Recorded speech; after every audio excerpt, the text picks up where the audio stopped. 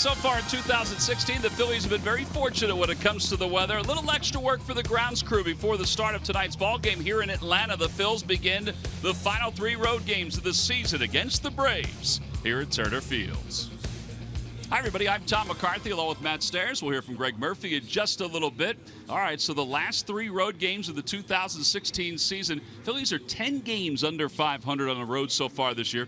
There have been some good moments, and like this past weekend, some not so good moments. There's been some weekends where you've had some very good offense and some very good pitching. Like you said, this last weekend, tough pitching-wise. But all in all, I think they've done a pretty good job. You see the numbers right here.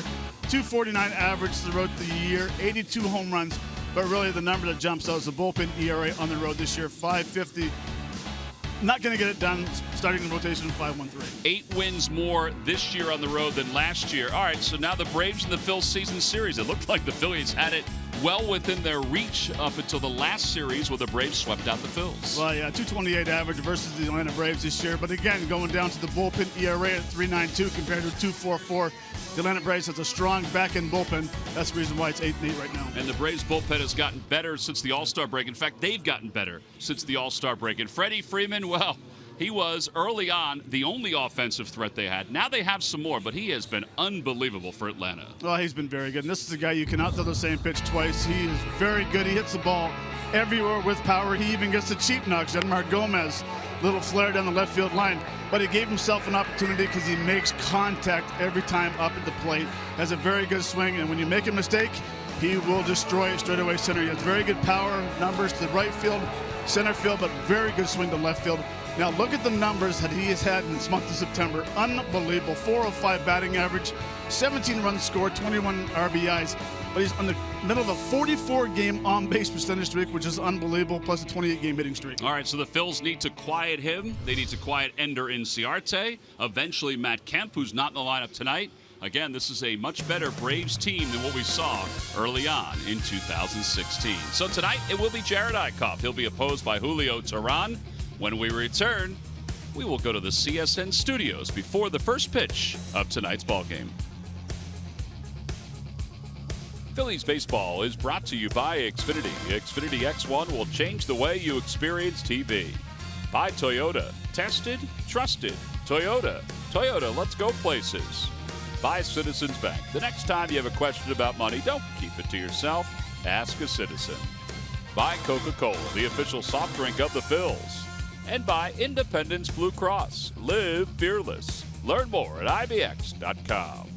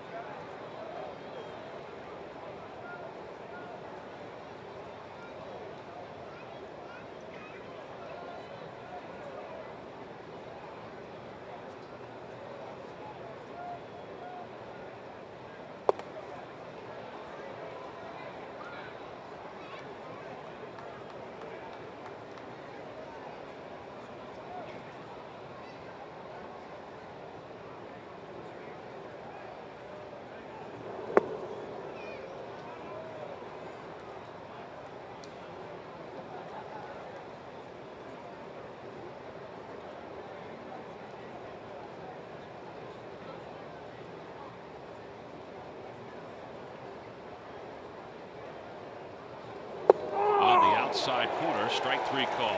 Well, Tom Hallion has one of the more unique strike calls. So you'll know when it's strike 3. Time now for our Nissan keys to tonight's ball game. Well, perfect timing. Roman Quinn's coming up. Quinn, contact swing. Means back off a little bit, make contact, stop up that big swing. Bullpen finished strong. You've had a very tough September. And Eichhoff spot the heater. Last 2 games, 7 home runs, 6 have come off fastballs. I think they're all solos, but Roman Quinn takes outside. 14th start for Roman Quinn. 3 for 16 with 8 strikeouts in that Mets series. That should not happen. The 8 strikeouts. Back toward the middle. Jace Peterson has it. I don't think there's a chance he's going to throw him out. That's the reason why you take a shorter swing, put the ball in play, and let your speed take control. Even if you bunt a few times, too. Well, yeah, I love the fact that he's going to bunt. He will bunt once he gets. I think right now he's kind of setting himself of what type of hitter he's going to be here in the big leagues. But this, all he needs to do is swing down on that baseball, and the man can motor. Peterson did a nice job getting to that ball and getting a throw over to first. And now Odubel Herrera, 2 for 15 lifetime against Tehran. Had a decent road trip so far, 5 for 17. Swinging the bat much better.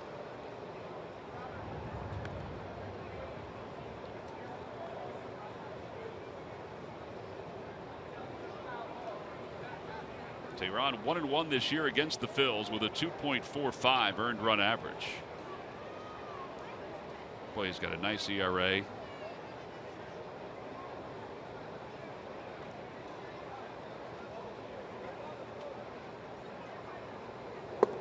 Just a bit low. 1 ball and no strikes.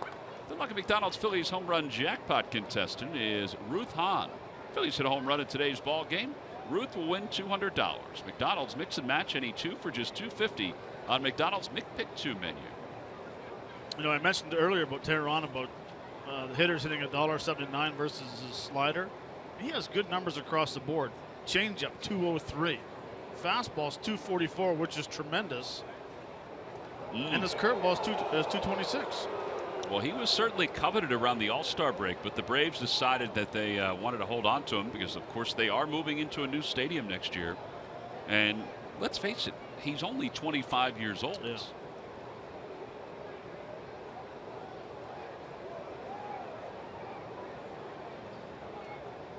One ball, no strikes.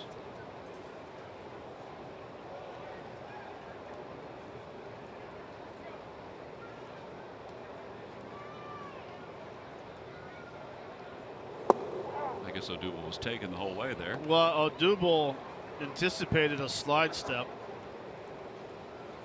and did the big leg kick early, and then realized that he started way too early and he just put his foot down and had to take the pitch.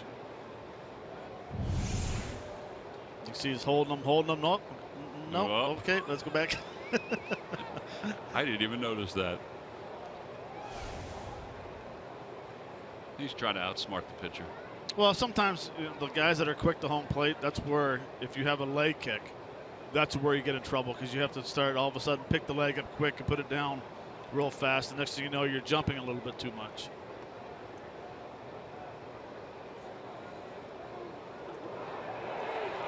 Awfully close plays over at first base. Very soft out there on the infield dirt. They spent a lot of time manicuring it after the rain had fallen. This is the second time the Braves are holding just to check on it. And Roman did just get back. He did. He was leaning just a little bit.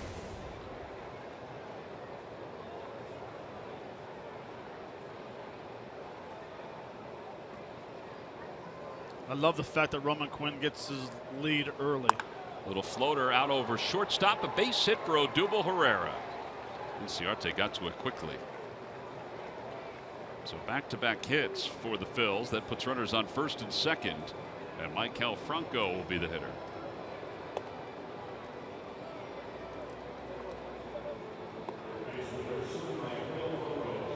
Phillies were shut out on Sunday 17-0. It was the most lopsided shutout loss in the modern era.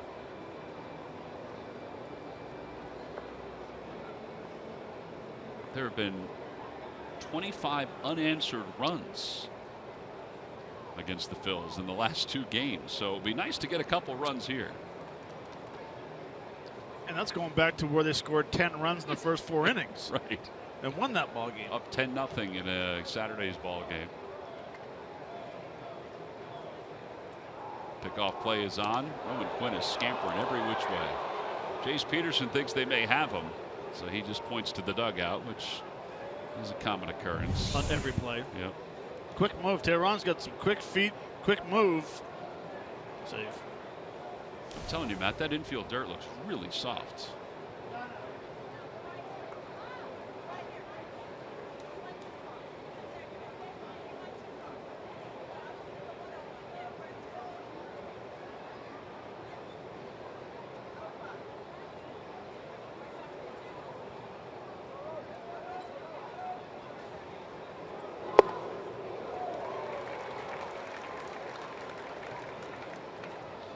Franco 25 home runs, 87 runs batted in, 6 for 17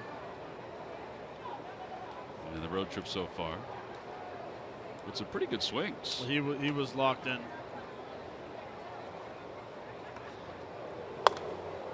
Fouled off to the right. One thing about Franco's swing in New York was he would take a couple of wild swings and then all of a sudden go back towards hitting the ball back up the middle. Driving the ball to right center, driving the ball deep to left center. Hitting line drives up the middle off curveballs.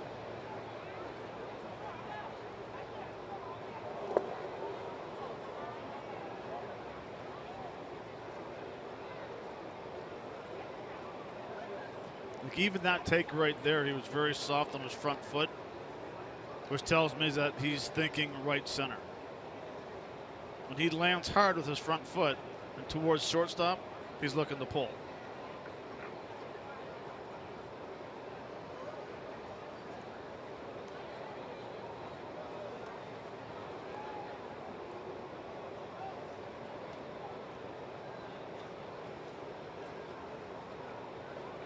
See the outfielder's playing straight up on him.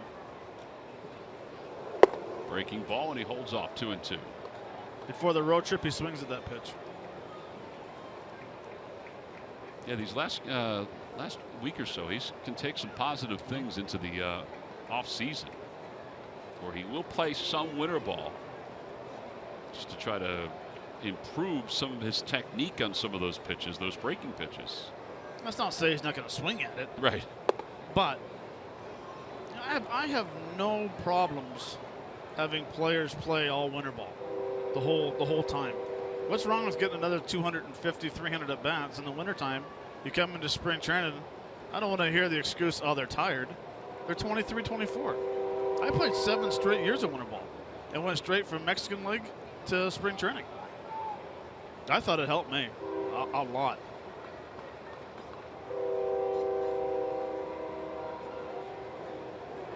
Outside ball 4. So a good at bat for Franco.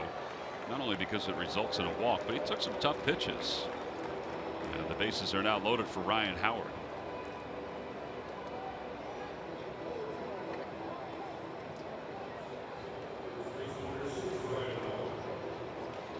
Ryan with 51 career home runs against these Atlanta Braves.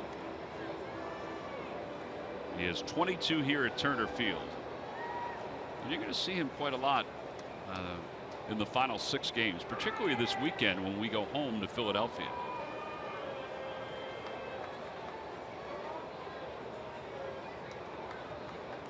Bases are loaded. In the air to right field. Markakis going back to the track, to the wall. It is gone! Grand slam, Ryan Howard. The franchise's all-time leader in grand slams adds to his total, and the Phillies take a 4-0 lead. My Lord. I thought that ball had no chance of getting out. It was so high that I thought, if anything, it got to the edge of the warning track, and that was it. You're talking zero wind to help that ball. It's a fastball up and in. Tuck your hands in, Ryan, and he barreled it. Man, look at the reactions. Look at him looking straight up. That ball kept on going, and very nice. So the grand slam for Howard, 24 home runs, 56 runs batted in, his 15th career grand slam. And Cameron Rupp tops one, left of the mound. Tehran, a nice play. Well, Ryan Howard just won $200 for Ruth Hahn of Penargo, Pennsylvania, in the McDonald's home run jackpots. If indeed this is his final week in a Phillies uniform, and I think everybody's realistic to think it is, that's a pretty nice way to start the final week off.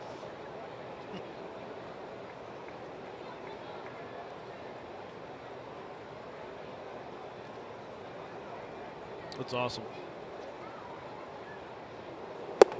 Freddie Galvis takes a strike, 0-1. Home run number 381 for his career.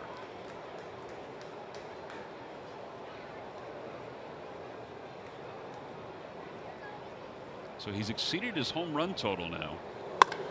As Galvis hits one the opposite way, Malik Smith can run, but he can't track that one down. It's over his head into the wall. That'll be the 26th double of the season for Freddie Galvis. So, Matt, how about the fact that Howard is now exceeded in far fewer at-bats, exceeded his home run total from each of the last 4 seasons? Well, I think the biggest thing is one, he's facing right-handers almost every time. Keeping his, as much as I hate to say it, he is getting older. He stays stronger consistently throughout the year now. All he has to worry about is locking in on a right-hander, not worry about left-handers. How about this? An intentional walk in the first inning, facing a guy that's 0 for his last 13. By the way, that streak's over with. The unanswered runs. Unanswered runs. It ends at 25 unanswered runs. Thank goodness it ends at 25 unanswered runs. Since 1918, the 25 unanswered runs has made its way onto the leaderboard in Phillies history. 69th place now all time in home runs for Ryan Howard, tied with Albert Bell. And if somebody gives him a chance, there's no reason to think he won't hit 400 home runs. And somebody will probably give him a chance in one way, shape, or form.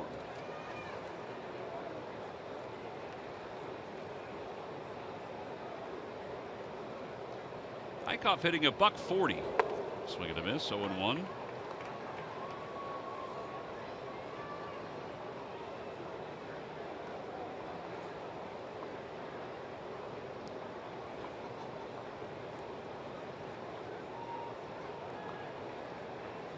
There goes Galvis, and he will steal third. 16th stolen base for Freddie. He wants 4 more. He wants to be the 2020 guy. 20 home runs, 20 stolen bases, 20 doubles. He only needs 17 triples to get into that category. It's going to be a tough one. He's going to be a player of the week.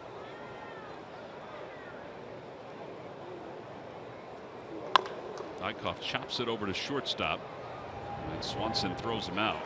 9 men come to the plate in the inning for the Bills. They leave 2, but Ryan Howard has also left the yard. His 15th career grand slam. It was a towering shot. Vintage Ryan Howard. Phillies are on top 4-0 as we go to the bottom of the first here in Atlanta.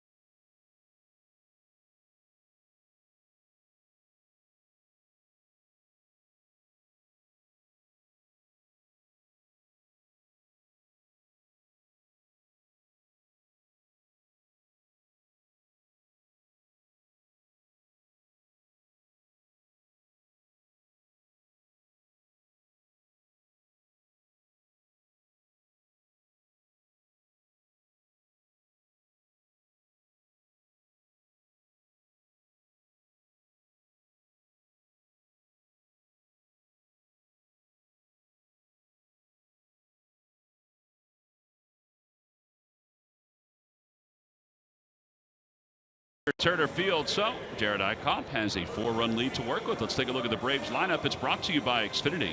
Xfinity X1 will change the way you experience TV. Well, this has been a solid offensive lineup. It does not include Matt Kemp tonight. Mallex Smith is in left field. He's batting 8th. But Freddie Freeman's been one of the hotter hitters in the National League since the All-Star break. Ender Inciarte, the leadoff hitter, has been the same. And they will face Phillies right-hander Jared Eichhoff. Eichhoff 11-14, an ERA of 3.75. Matt, after starting 1-6, well, he certainly has turned things around. You're right. He has 187 innings in the third. I love the fact that less hits per inning. Base and balls are still very good. Strikeouts is very solid. Now we need to work on spotting that fastball and staying away from the 29 home runs. You look at the scouting report. He's been consistent the whole year, living at 91, 92, 4-pitch pitcher. Now his fastball, league's hit 306 versus it. About 2 months ago, it was about 348, so he's getting a lot better there. And his curveball's pretty much unhittable the whole year. It really has been. League hitting a $157.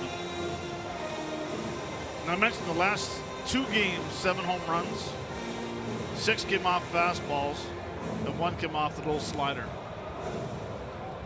He's been good. He's been solid. So here's Inciarte, 296 with 3 home runs and 29 runs batted in. Look at that month of September, 363. But it's even beyond that for Inciarte. Since the All-Star break, he has the most hits in Major League Baseball with 97. 97 hits. Takes outside, 1 ball, no strikes. It was a good year for me.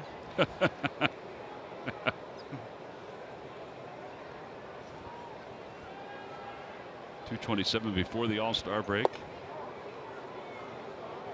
1 ball, 1 strike.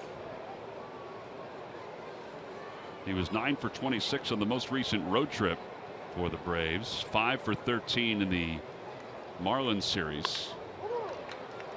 Cesar Hernandez.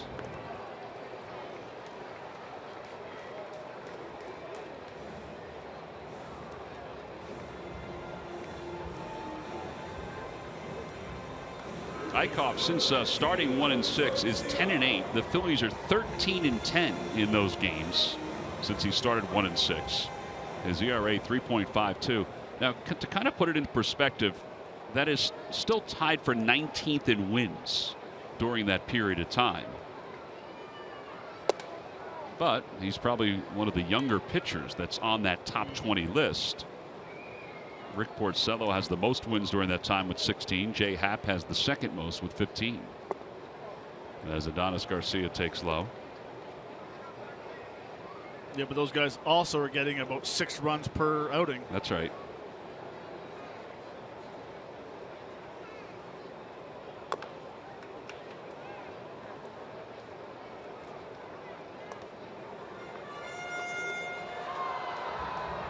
One and two.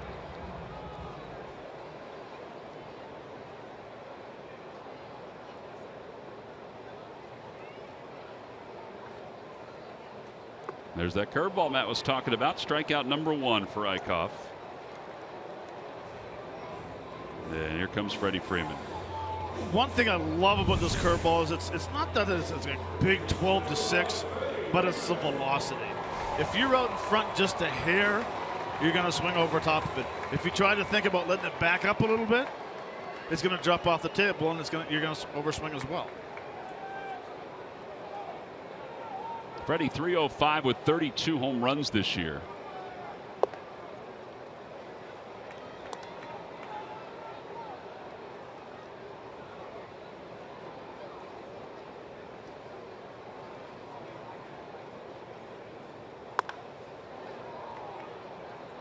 Freddie Freeman getting off to a slower start this year, April and May, but since then, on fire. Mm-hmm.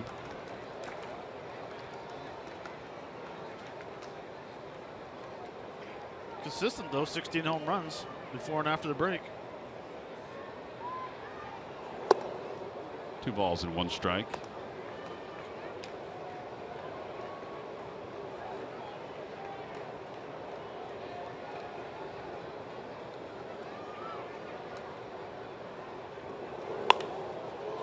Well, he threw a good pitch. Shallow left field. Roman Quinn makes the catch. 1-2-3 first inning. Pretty nice way to start your outing after your team gives you 4 runs. We're on to the second.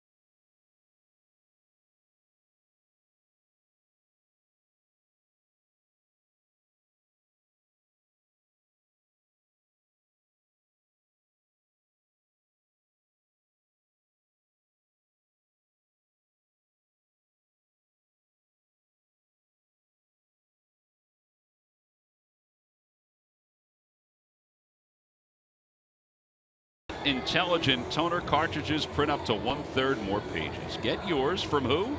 But WB Mason today and experience the difference. Nobody beats WB on HP. Along with Matt Stairs and Greg Murphy, I'm Tom McCarthy. Phillies have jumped out to a 4-0 lead thanks to Ryan Howard. And Cesar Hernandez, who began the inning, the first with a strikeout, begins the second.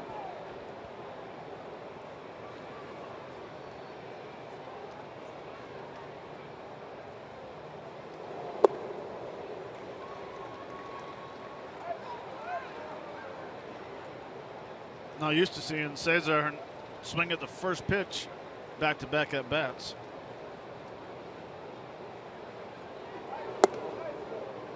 I think it was really surprising to him that Tehran threw him a curveball on the first pitch. I would agree.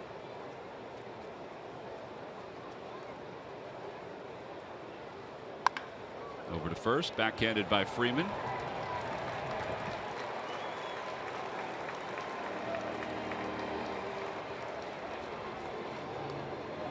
So 1 away. Tom Hallion is the crew chief. Phil Cuzzy, one of the other veteran umpires, is at second base. Excuse me, is at first base.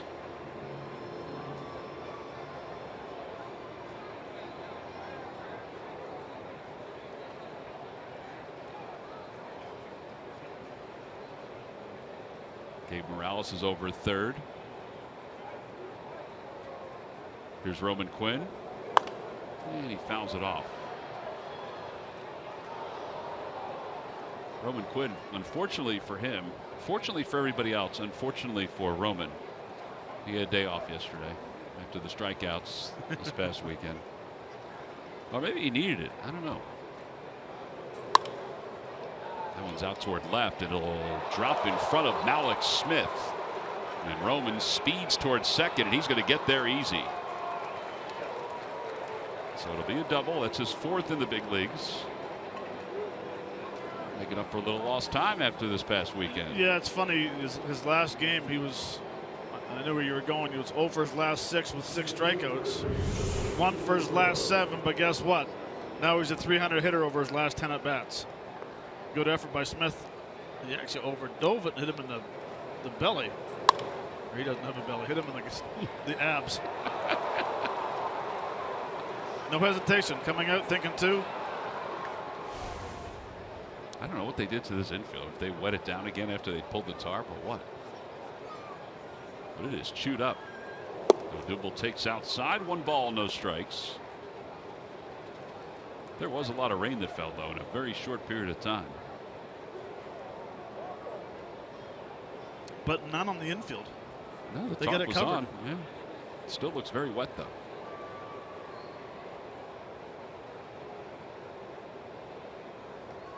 Roman goes. Pitches outside. Throw to third on 1 hop. Gets past Garcia. It's into left field. Quinn heading home. The throw by Malik Smith is not in time. Boy, Malik Smith made that way closer than it probably should have been. Well, I think Roman did as well, and he wasn't sure if he should slide or stand up. I didn't see what Odubel was doing. Well, he still had the bat in his hand. You see he had a pretty good jump. Good throw would get him at third base, but I think right here he kind of gets blocked out. You see Sammy clapping his hands, telling him to go. Little spinner out toward third. Adonis Garcia bobbles, still throws in time to get Herrera. Strong arm for Adonis Garcia. No real reaction from Mickey Morandini. Larry Bowa is on the phone to check it out. Odubel's hanging around the first base bag. This is a tough play because the way it comes off the bat, tight spin, good concentration after the bobble. But that is an absolute seed off balance.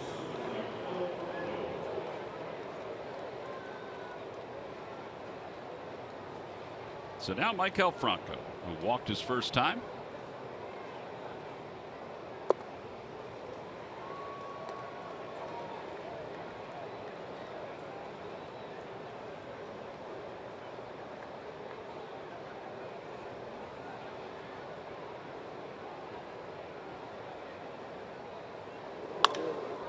That'll drop in front of Markakis in right field, so Franco's aboard.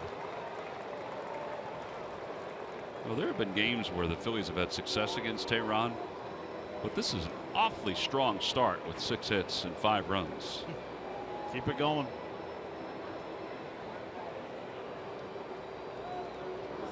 Now, Franco, I don't know if you'd be real happy with that base hit. You need to take that type of hit. Take the base hits, because when you start feeling good about being able to drive a ball that way or hit the pitcher's mistake, the home runs will come. Know when to look for a pitch to drive out of the ballpark, and know when to take the base hit if the pitch is there.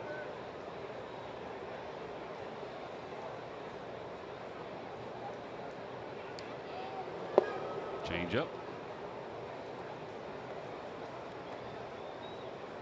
All right, Howard now with 381 home runs. Next up, Frank Howard and Jim Rice. Jim Rice.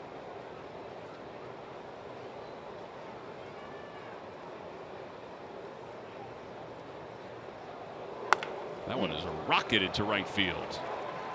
And Howard is now 2 for 2.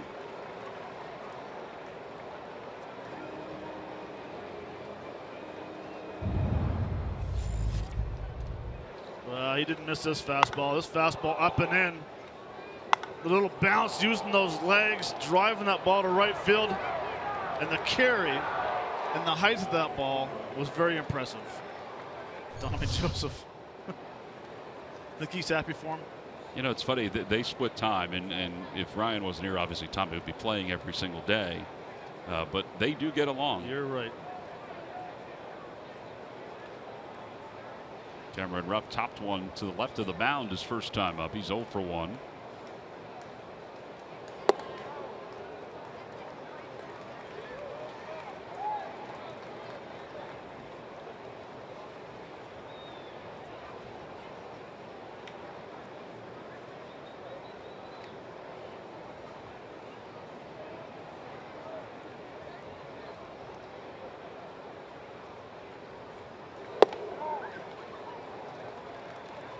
Bullpen action already. Tyrell Jenkins. Tehran is scheduled to make one more start before the end of the year, and that'll be this Sunday. Tom, I know you weren't around the weekend. We're used to this right here. Bullpen action in the second inning. Yeah, I gathered that. Oh, The liner out toward right. Markakis going back. It's over his head and off the base of the wall. Franco will score. Howard's on his way to third. And Rupp is into second with an RBI double. 6-0 Phillies. Well, they are just uncorking against Julio Teheran here.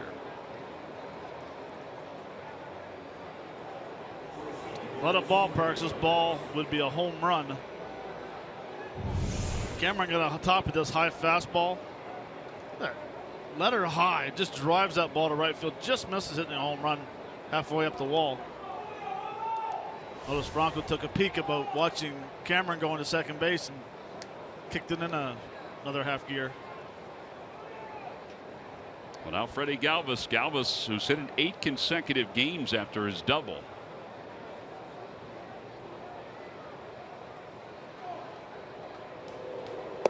And by the way, I know 244 is not where he would like to be, but you want to talk about somebody who has brought life to his batting average since the 1st of August. That's Freddie Galvis. He was down to 217 at one point.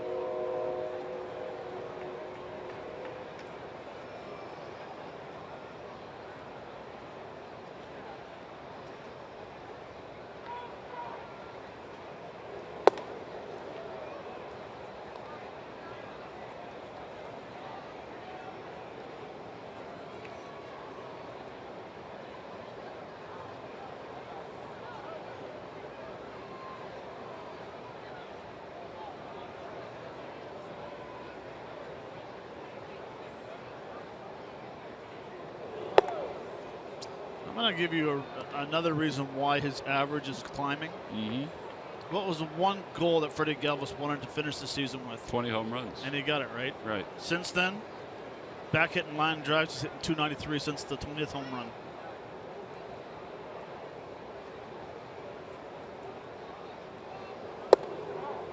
He was taking all the way there, 3-1. To me, that shows me that he has some pretty good power.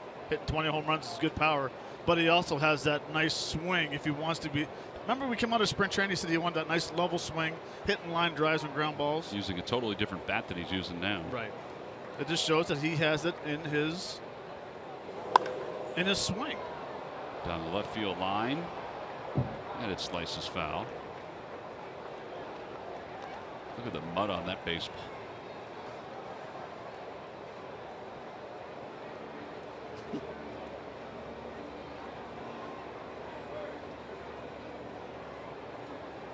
Save your energy, Rye. You're still a double and a triple away from the cycle.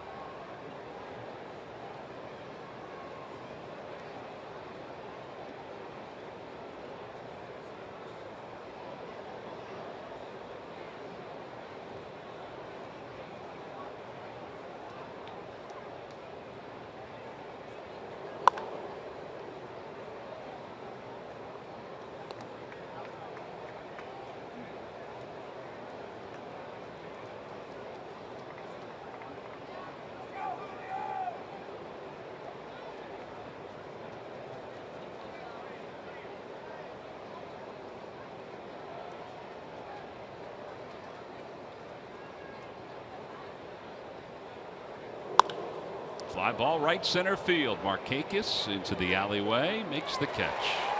Phillies, though, score 2 more. They leave 2 on top, 6-0 as we go to the bottom of the second.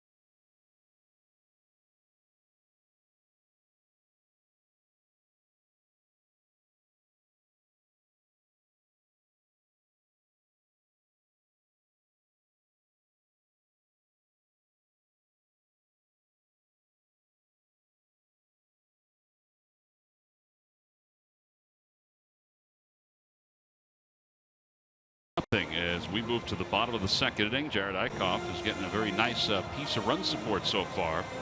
And he will face Markakis, Tyler Flowers, and Jace Peterson. 4, 5, and 6 for the Braves.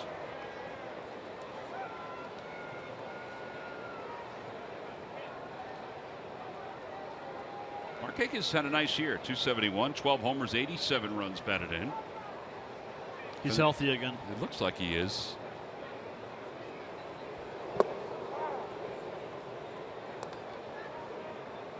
The makings of a solid outfield next year when they move into the new ballpark, if they keep all three. Right. Cesar Hernandez for the second time tonight. One away. Tyler Flowers is coming up. Well, Murph, 6 runs is a pretty nice piece of run support for Jared Eichhoff. Yeah, it's not something Jared Eichhoff is used to. In fact, coming into this game, the 5th worst run support for a pitcher in all of baseball was Jared Eichhoff. Not getting a whole lot, just 3.84 in each game that he started. You know, you think about where Jared Eichhoff has come. He won just one game out of his first 7 decisions this year. If he wins this game here tonight, has a chance for a 12-win season. One more start, maybe a 13-win season. He has certainly come a long way. And coming into this game, how about this? 9th most innings pitched in all of the National League is Jared Eichhoff. Came into this game a 181 and 2/3 innings pitched. Has an outside chance with one more start after this one to reach that elusive 200 inning mark. For such a young guy, that is very impressive. That's what pitching coaches are looking for. That's what organizations are looking for. Guys that can take the baseball day in, every 5 days, and do their work and get in their innings. You go over that 200 inning mark, you're doing something right, guys. So it's been fun to watch Jared Eichhoff do that. We watched him grow right before our eyes. And hey, a 13-win season for Eichhoff after where he started at 1-6, not too bad. Well, and you know, Jim Salisbury from CSNPhilly.com during his pregame hit today said he would go into 2017 as the odds-on favorite to be the opening day starter. I don't think anybody would argue with that. No, I would agree. You know, I'm a huge fan. I think the other thing about him, and we're around these guys all the time, but Murph sees this, Matt, you see this. I mean, he works. I mean, not only works in between starts, but even today, a lot of times starting pitchers don't arrive that early before a start. Well, he's here watching video very early before the start of the ball game. Well, he's got a nice thing that we call a routine in baseball. He knows he wants to get here on certain days. The day he pitches, he has a routine. Walks in the video room, all the video set up for him. Over toward third, a foul ball. It remains 3-2.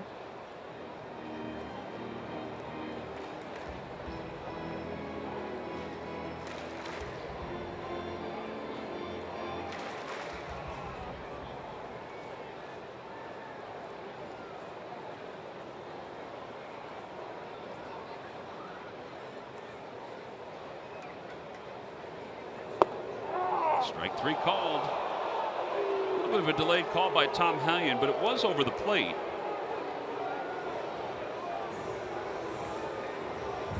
Well, I talked about spotting the fastball.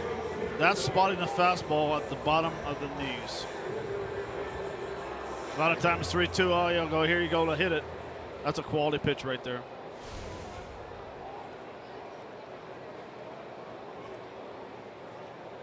Well, here is Jace Peterson.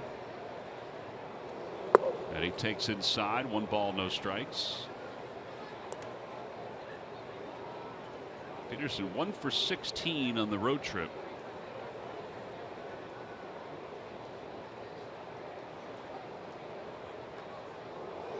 I've had a few of those. Well, and you know how the ebbs and flows of a season are. Before that, he had a 5-game hitting streak where he had, during those 5 games, 8 hits. So he's hitting the road thinking, man, I'm going to finish this season strong. Off his foot, 2-1.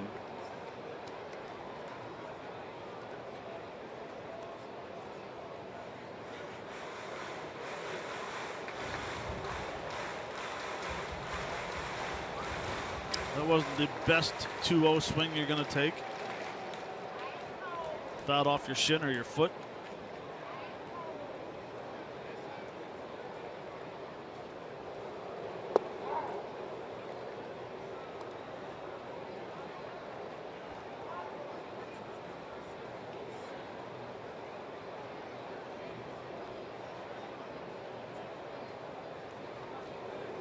Good curve. 3 strikeouts for Eickhoff. 6 up, 6 down to start tonight's ball game. 25 pitches so far through the first 2 innings for Jerad Eickhoff and a 6-0 lead.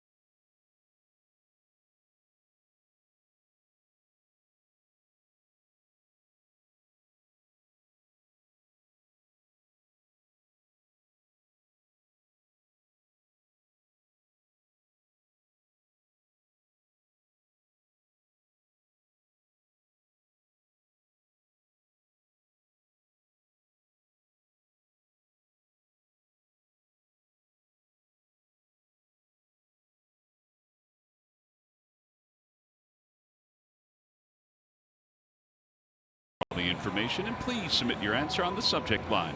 All right, Matt, the question is, what Braves pitcher was a winner of 14 straight starts at one point? 14 straight starts at one point. Top of the third, 6-0 Phillies on top. Tehran will begin the 3rd inning. It'll face Aaron Altair, Jerad Eickhoff, and then the top of the Phillies order.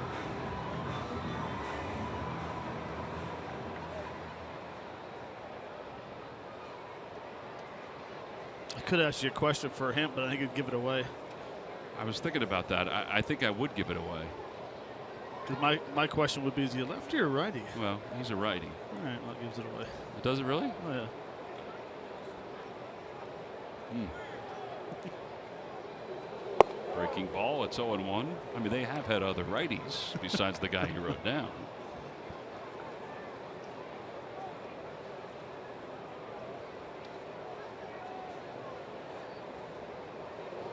Check swing. Little pop up out towards short.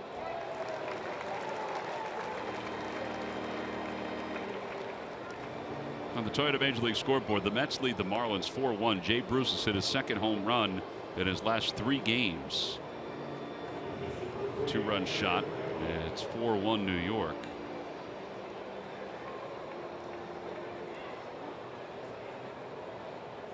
Yesterday was as emotional a game as you will see in the regular season, when the Marlins, all wearing the number 16 in honor of their late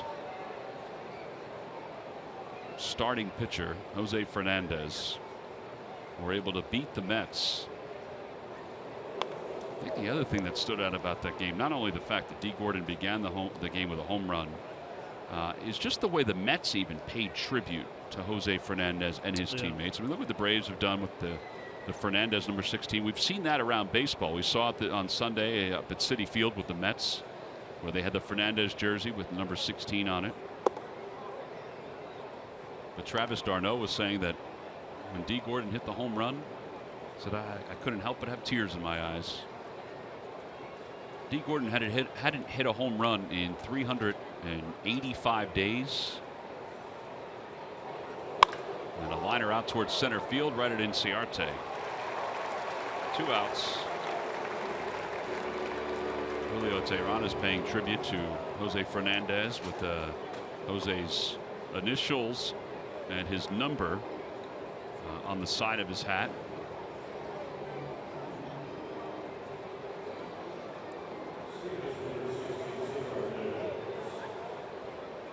Cesar is 0 for 2. He has struck out and grounded out.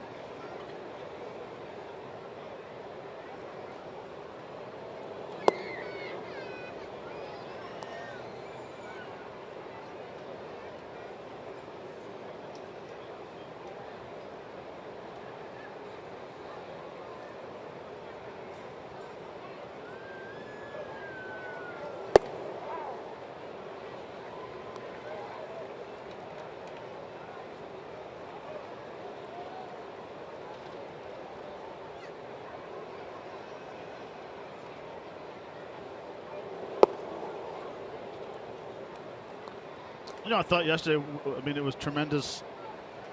Both sides, the Marlins, the Mets. But Conley was supposed to start the game. And when the starting 9 takes the field, he stayed off and said it was supposed to be Jose's day to pitch. Gave him the mound. His teammates surrounded the mound during the national anthem, the moment of silence.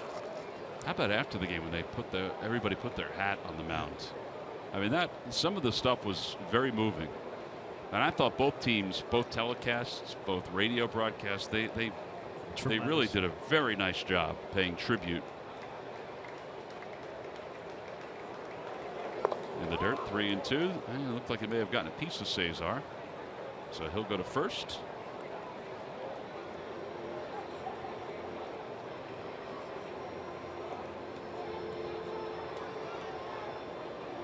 Marlins announced today that they've established a foundation in Jose Fernandez's name. Jose's fiance is pregnant with the couple's first child, a daughter.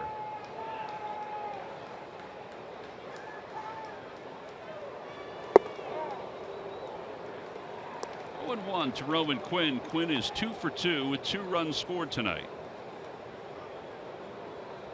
Let's see if Cesar kind of tries to steal second base. I know it was a 6-0 game, but still, it's only the 3rd inning.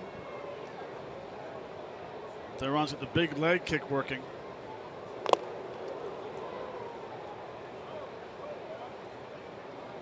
Cesar's been thrown out a few times, and he's kind of getting gun-shy over there. Doesn't want to go, or he's getting the stop sign. Yeah, Pete talked about that today. That's one of the negatives for Cesar this year is his base stealing, The not ability base to running, steal a base. the ability to steal a base. They hope that will get better as time moves on. Because he should be on second base by now. Tyron has the big leg kick working. And 6-0, as you saw on Saturday, is not an insurmountable lead. It's the 3rd inning. Yeah. They're still holding you on at first base, so that tells you it's okay to steal second. Be a different story if they're playing behind you. I'd still go, but. That one is a fair ball down the left field line. Cesar around second, hesitates for a moment, and will stop there. Roman Quinn is 3 for 3.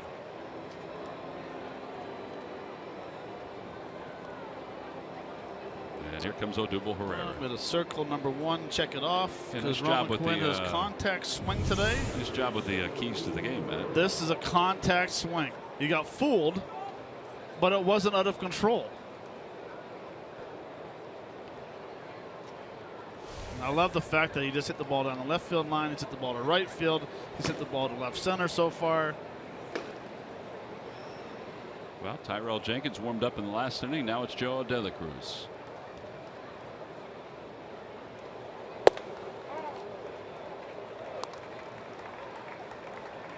Quinn's thinking, man, I can make up on all this. I go 9 for 9 today. 3 for 3 in the first 3 innings.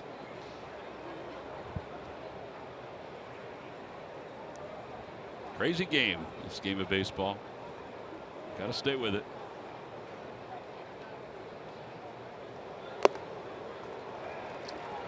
Well, it is a crazy game, and that's why you always have to stay even keel the whole time. I just find it's crazy scouting reports from series to series. You saw a lot of fastballs up in the zone, Roman Quinn did. Then all of a sudden you saw a lot of breaking balls with 2 strikes. And here they've been throwing them sinkers down the zone. Swing and a miss. Odubel strikes out. No runs. 1 hit and 2 men left for the Phillies. We played 2.5 on to the bottom of the 3rd. The Phils enjoying a 6-0 lead.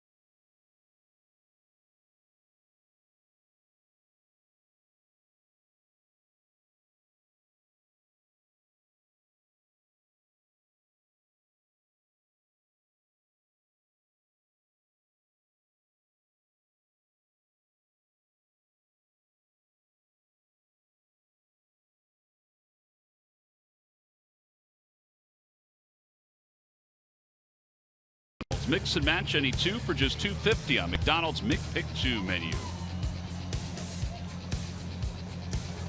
Bottom of the third, Phillies lead 6-0. And the bottom third of the order for the Braves, Dansby Swanson, Malik Smith, Julio Teheran, or at least the pitcher spot is coming up.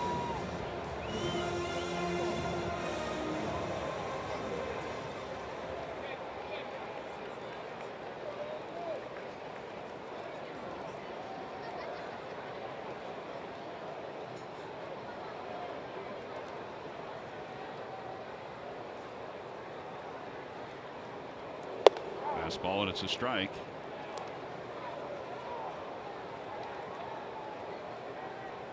I absolutely love when you look down at the lineup card.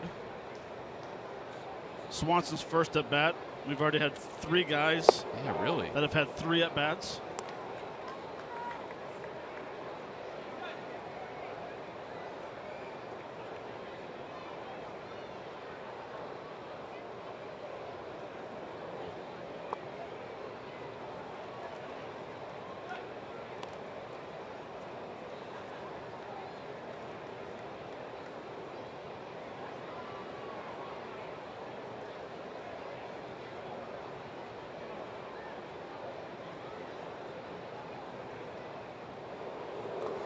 Curveball, and it's 2 balls and 2 strikes. Curveball was moving in the first couple innings.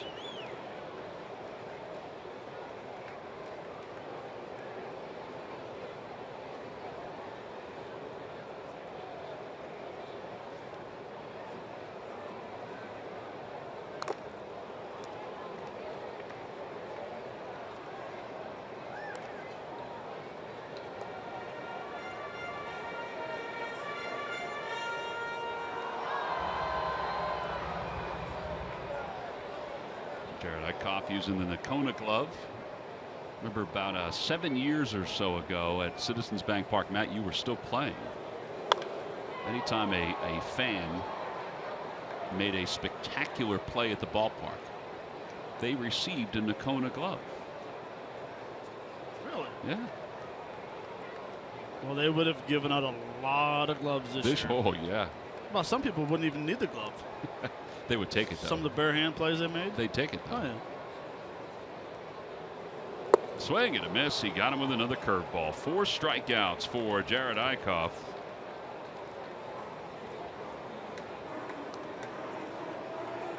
And 1 out here in the third. Mets will be at Citizens Bank Park this weekend for the final home series of the regular season. 7:05, 1:05 now on Saturday. That's been changed because of national television. And then Sunday at 3:05, it's Fan Appreciation Day. 2017 Phillies schedule, Fathead, given out to all fans.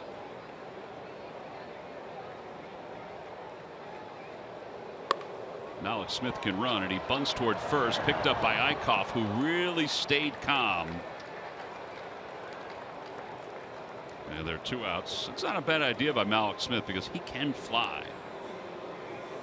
No, I think it's a good play. Try to get your defense sleeping. It's actually a pretty good bunt, maybe a little bit softer than he expected or wanted. He is with a bunt like that, the drag bunt, you want to get to the point where you almost stop it on the infield grass. Because by the time the second baseman breaks it down, so it's hard enough to get past the pitcher. By the time the second baseman breaks it down, he has to try to barehand it. Ball is pretty much stopped, or pull a Chase Utley play and flick it with his glove. Yeah. Well, he's just trying to get on base and break up the rhythm of Eickhoff, who is not allowed a base runner yet.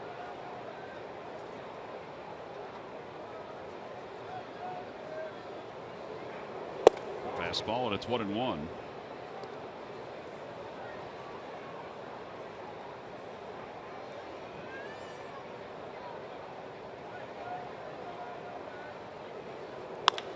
Over toward the hole, backhanded by Galvis.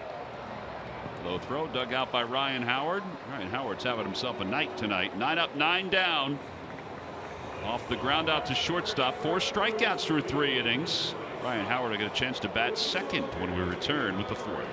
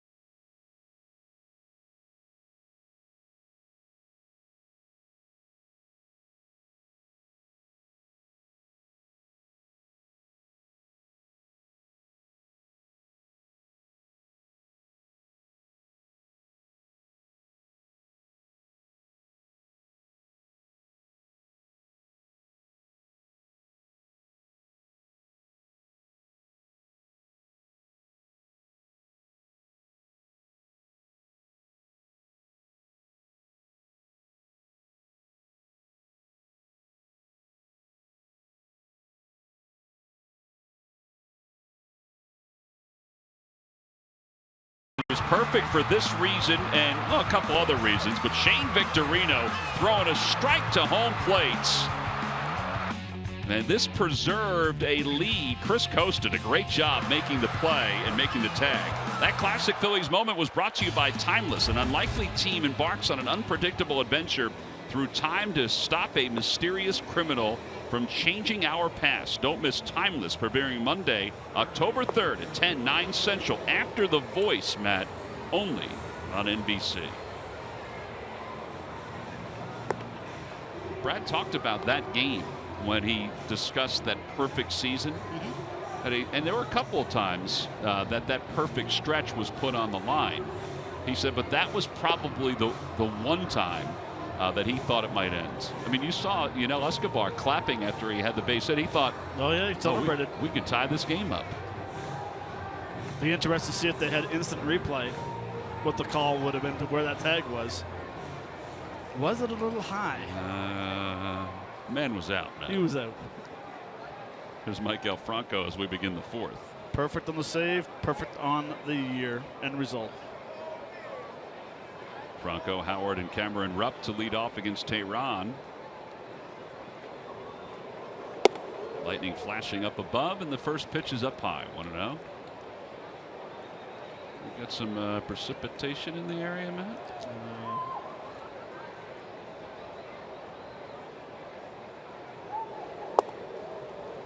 2-0.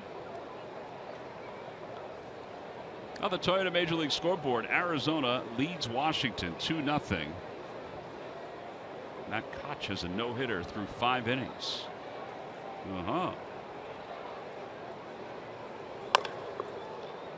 Jace Peterson on the left side of the infield. Ryan Howard's coming up. If your employees are on the road as much as the Phillies are, protect them with Independence Blue Cross. They're part of a national system of Blue Cross and Blue Shield plans that cover more than 100 million members across the country. Live fearless. Learn more at ibx.com/biz.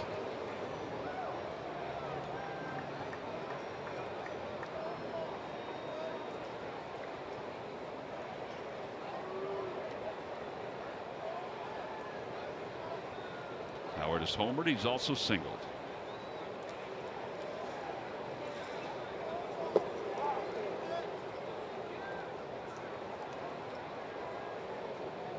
I would love to see Ryan Howard's batting average get up over 200 before the weekend's over.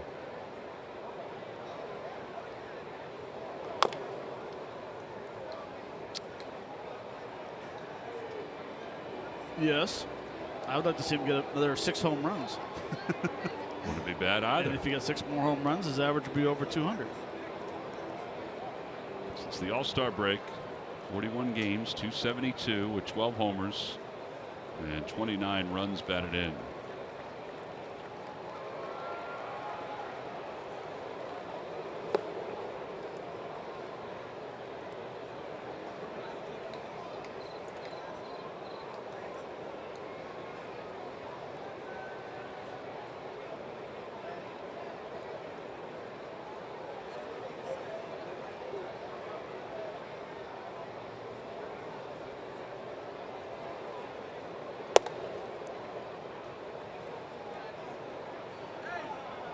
We're during the All-Star break where Ryan Howard started going into a little, using his legs a little bit more, getting down in his on his back leg.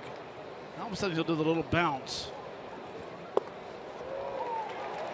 Didn't catch up to that one, but he's been that little bounce where he's thinking, okay, remind yourself, get down there and use your legs.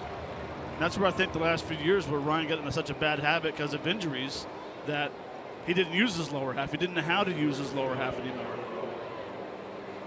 And you're seeing this year, the home runs per at bat are tremendous. Probably what, second since 08. That's why he's driving the ball better and he's seeing the ball better. I thought his first at bat when he hit the home run was indicative of that. Same with the second at bat. He stayed down through it. So we're going to miss by Rupp.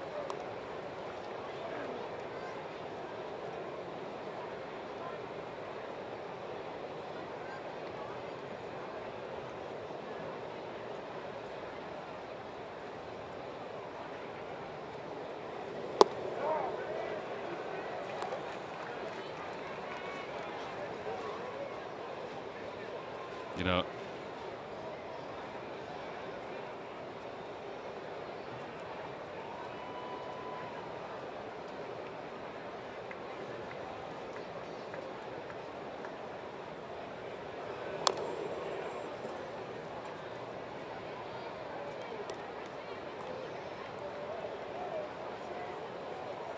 Freddie Galvis has wondered if he can help a fan. Ball is stuck on the net. Nope. In the past, you could have. You could have. Now you have to walk all the way around. Fly ball center field. Inciarte started in. Now he's going back, and it's over his head to the wall.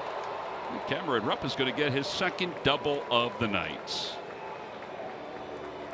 Ball really carried. That ball really carried, but it also shows that if you're an outfielder and you make one little mistake on a line drive hit at you, it's going to cost you. And Cameron hit this ball hard. Center fielder came in just a hair before he broke back, and that's what caused him not being able to make the good play.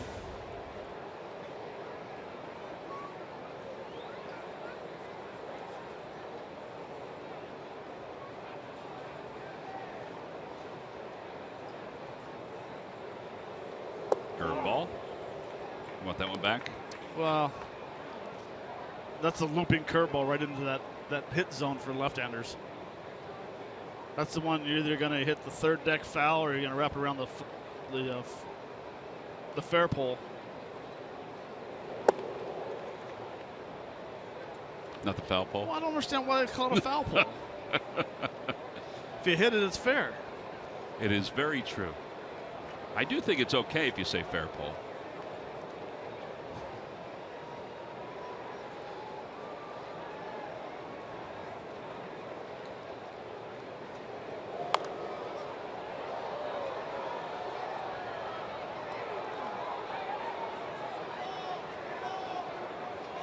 Freddie Galvis has got the count, 1 ball and 2 strikes.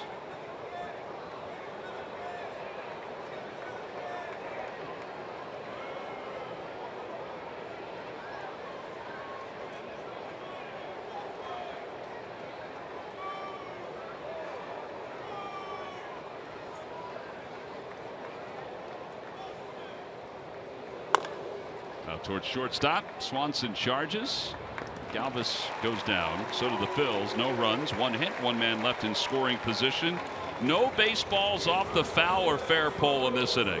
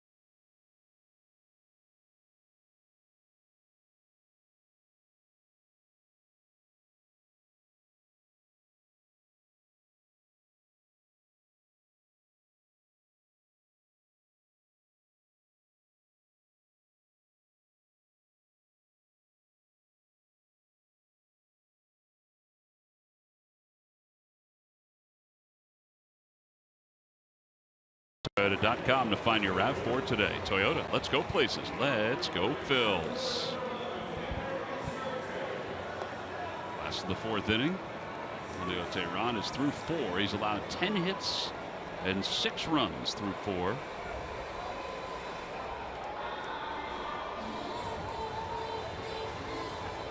.83 pitches so far for Teheran.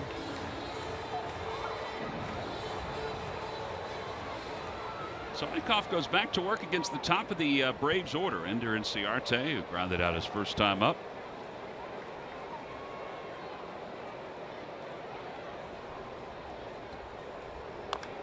Gets that one off his foot, and it's 0-1.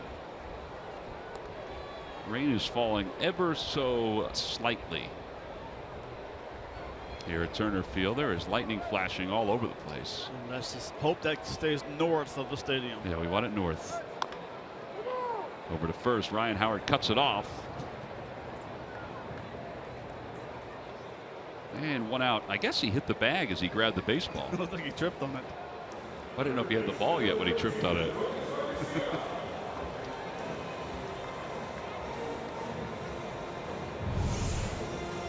Either that or he drags his toe. Oh, yeah, he's He got it. drags his toe.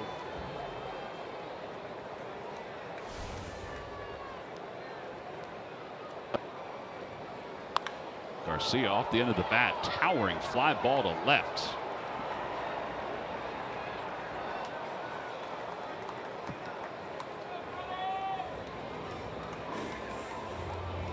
Two outs. Here's Freddie Freeman. He provides us with our Geico quote of the day. And the Braves' strong finish. It's been a huge turnaround for us, and it's super encouraging. I think a lot of people are excited around here about going into next year. I don't think anybody is more excited than Brian Snitker, who is 54-64 as the manager. I think he's done a really nice job with this team.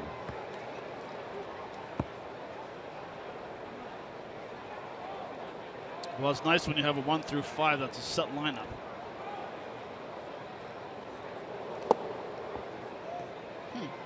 First time tonight he's fallen behind 2 balls and no strikes.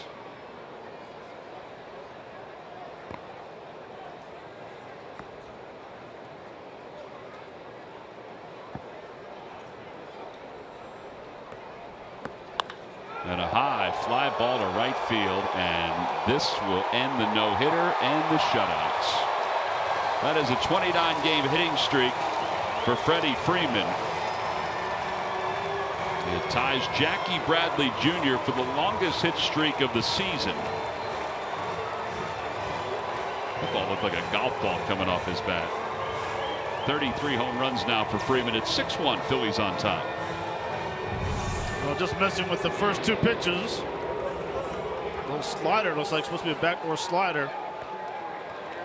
He's not patting it down through the baseball and finish high. So the Braves are on the board, and that home run has brought a little extra rain here at Turner Field.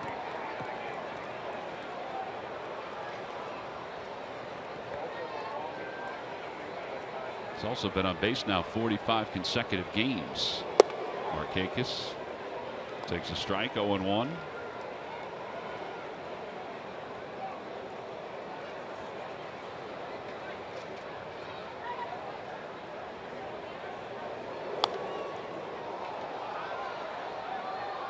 Turn around, people.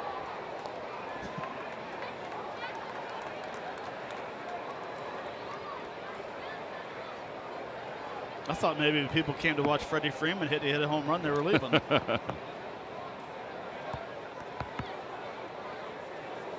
Swing and a miss. And Markakis is down on strikes. 5 strikeouts for Eichhoff. Phillies have a 5-run lead as we go to the top of the 5th.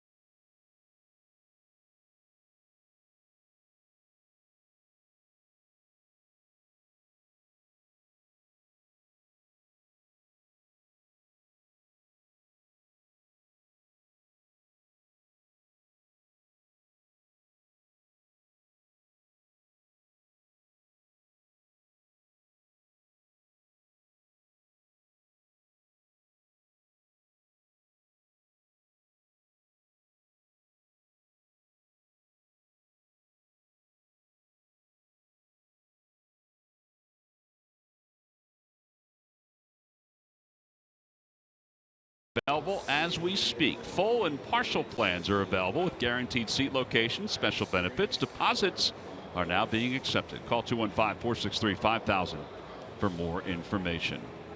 Well, if you want to call right now, you've got time. Why? Well, because as we go to the top of the 5th inning, you can see the tarp is on the field again. Hopefully this is just a passing shower. Tom Hallion met with the head groundskeeper, and I think with the lightning in the area and the rain, they decided it was better to cover up the field and wait a little bit. Hopefully we don't have to wait that long because obviously Jerad Eickhoff is pitching so well. You want to make sure he can continue as this night moves on. So we will wait here with the Phillies on top 6-1 while we wait. You can sit back and watch another edition of Softball 360.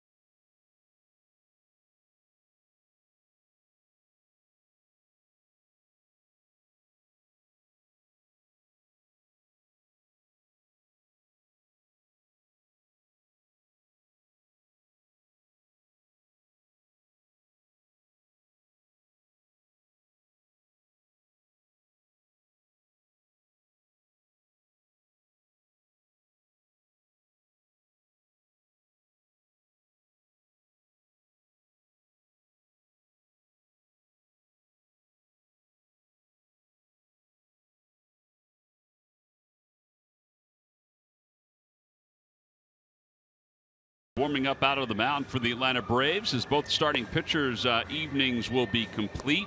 Cody Ashe's out in the on-deck circle, so he's going to pinch hit for Jerad Eickhoff. So Eickhoff's night is done after 4 innings, and then a long rain delay, a 31-minute rain delay to start, and then after 4 innings were in the book, another rain delay that's going to last almost 2 hours here at Turner Field, and hopefully there's no more rain in the area. There's Tyrell Jenkins. This will be his 13th ball game, 2-4 with an ERA of 6.20. He'll take over for Julio Teheran, who went 4 innings, allowed 10 hits and 6 earned runs, walked 1, hit 1, and struck out 3. Ryan Howard's grand slam in the first inning helped the Phillies jump out to a 4-0 lead. They added 2 more in the second. Here is that grand slam. He turned on this fastball, Matt. Yeah, he did. It was a fastball up in the zone. Nice use of the lower half, dropping the barrel to the ball and absolutely hitting a ball about 340 feet deep and about 510 feet high. Well, among active players, the most grand slams. Ryan Howard's 15 grand slams. He is the leader in the clubhouse, 2 more than Albert Pujols. All right, so here we go. Top of the 5th inning, Phillies on top 6-1. It's nearly a 2-hour rain delay, and Tyrell Jenkins will pick up for the Braves. And the first pitch to Aaron Altair. Fastball in there. It's 0-1. Altair is 0 for 1. He was intentionally walked his first time up.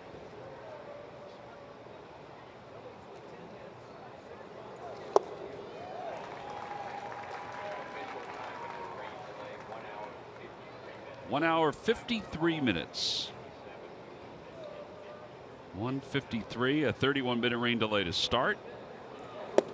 And Altair holds up. 1 ball and 2 strikes.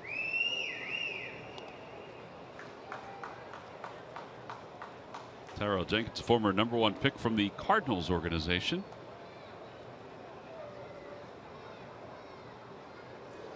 Phillies have faced him one other time this year as a starting pitcher, and he gets Altair looking. One away here in the 5th, and now Cody Ashe is coming up to pinch hit. Severino Gonzalez warming up in the bullpen. Boy, it is a shame that Jerad Eickhoff could not continue in this one. He was cruising, made one mistake. That was a 2-0 slider to Freddie Freeman, who hit the home run. But besides that, he was a strike throwing machine today, or tonight.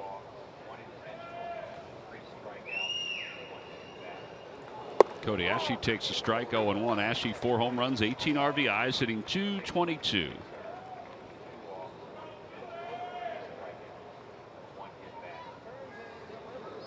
Out in front, 0-2. Nice changeup right there. 24-year-old from Henderson, Texas is Tyrell Jenkins.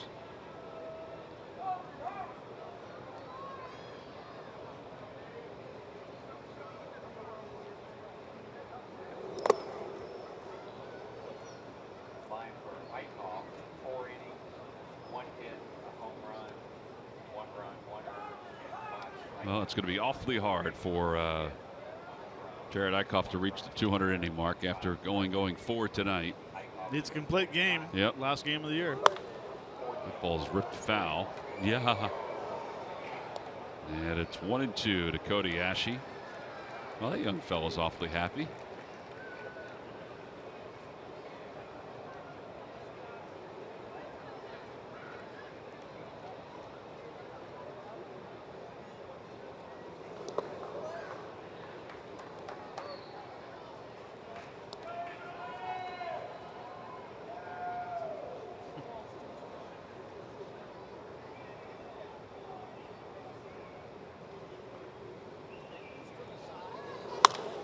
Out to left field, and Mallex Smith.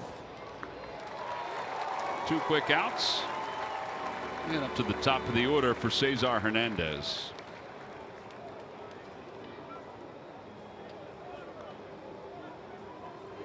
Tyrell Jenkins 2-4 this year here in the big leagues. And during his minor league career, he has a record of 35-27 with an ERA of 3.64. Part of his career as a minor leaguer has been plagued with injuries. In fact, you go through his minor league years, he's never really pitched a full season without injuries.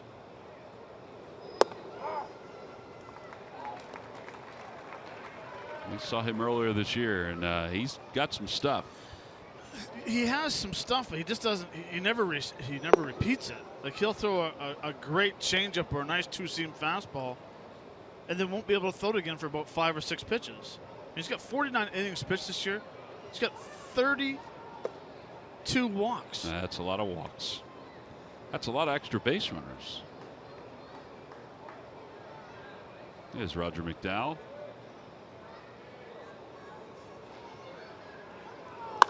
And a line drive base hit for Cesar Hernandez in his 4th at bat tonight.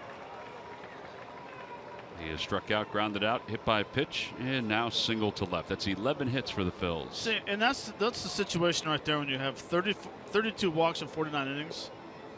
You get behind the count all the time, and you have to start throwing fastballs. Then all of a sudden, your fastball starts getting hit hard, and what do? You start mixing the curveball changeup, and big league players know what kind of routine you get in. And that's the reason why he ends up walking so many guys, because he's not pitching to contact.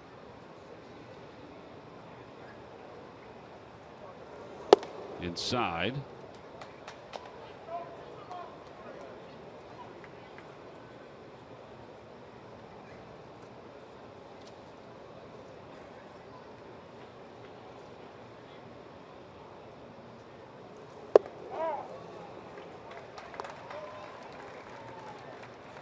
So that's good right there. That's the pitch I want to see Roman Quinn lay off of, is that borderline fastball top of the zone. He's not a high ball hitter.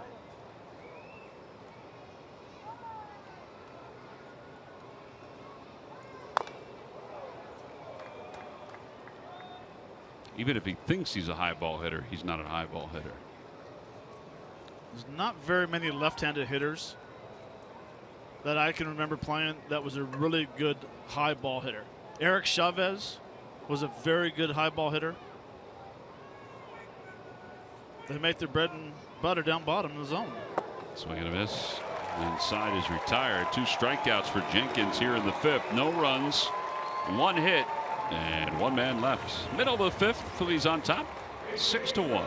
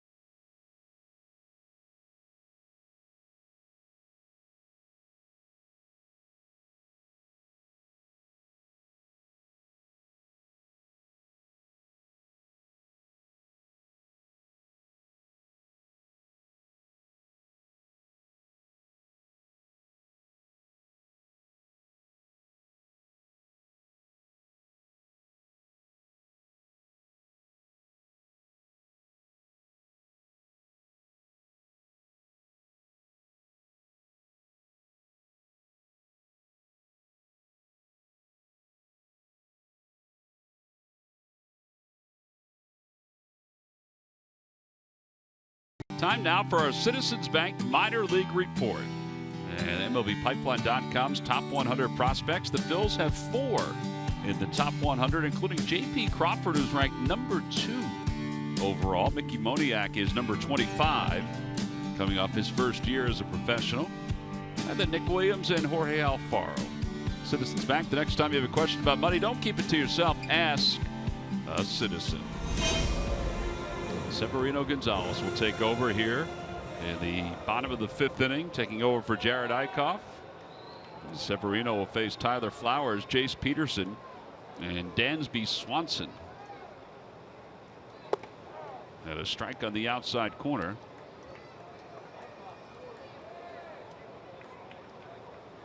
Jared now with 191 innings for the Phils after his 4 innings tonight.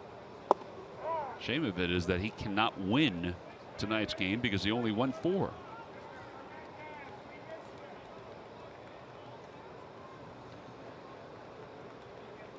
Too bad they weren't a little quicker before the ball game started to get the thing rolling.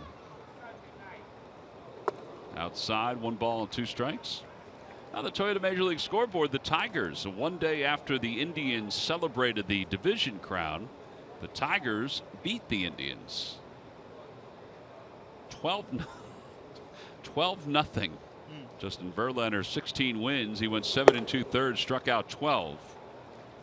Miguel Cabrera 3 for 3, a home run, 5 RBIs. Justin Upton a home run, 3 RBIs. So the wild card looks like this. The Tigers are just a game back of the Orioles. Orioles and the Blue Jays are battling.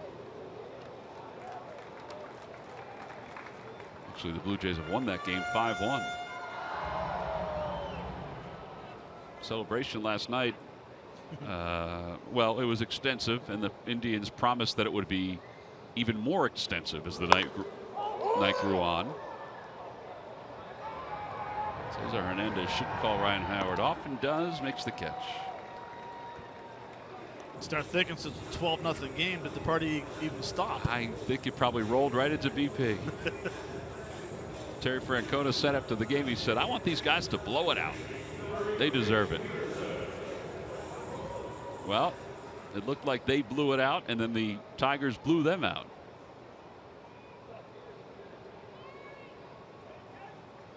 Here's Jace Peterson, 0 for 1 with a strikeout.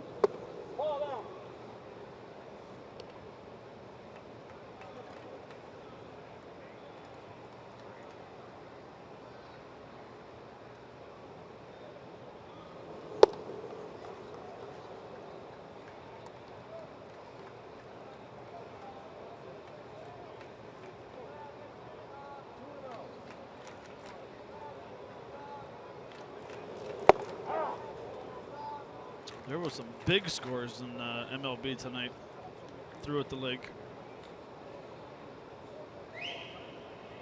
Either a lot of bad pitching or a lot of good hitting.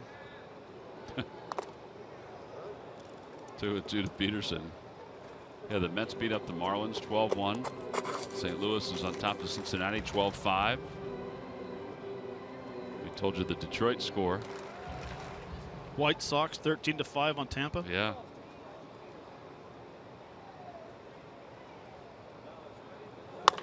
Back toward the middle and into center field.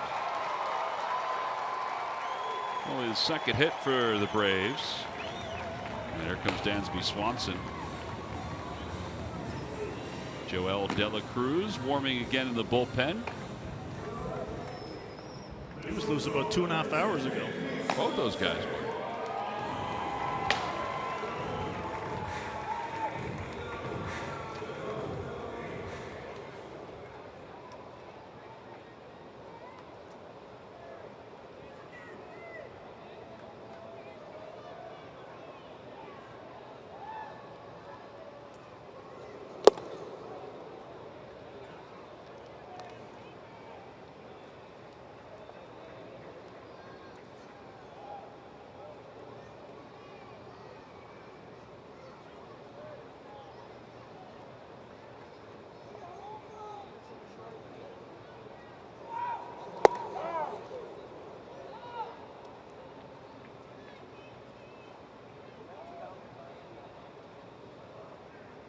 Severino's max effort every pitch he throws. He doesn't look like he's falling off as much as he has been recently. Fly ball to right center field.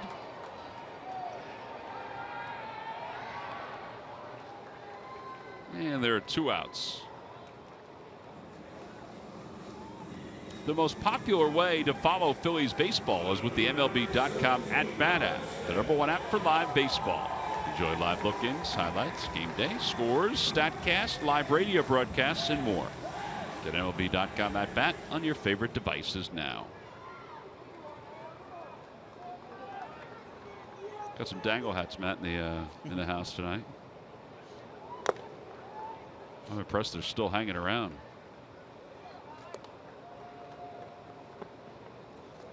We have not gone through long rain delays this year. Unfortunately for Jared Eichhoff, he has been the recipient on 2 rain delays where he could not go deep.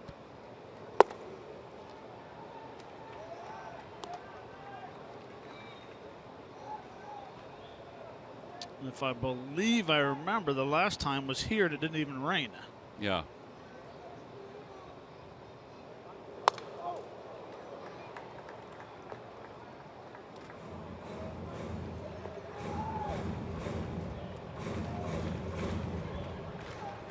Rio Ruiz in the on-deck circle.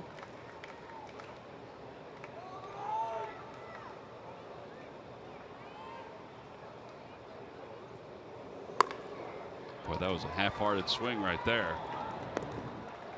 No runs, 1 hit, and 1 man left. It is an official ball game here in Atlanta. Phillies lead the Braves 6-1 as we move to the 6th.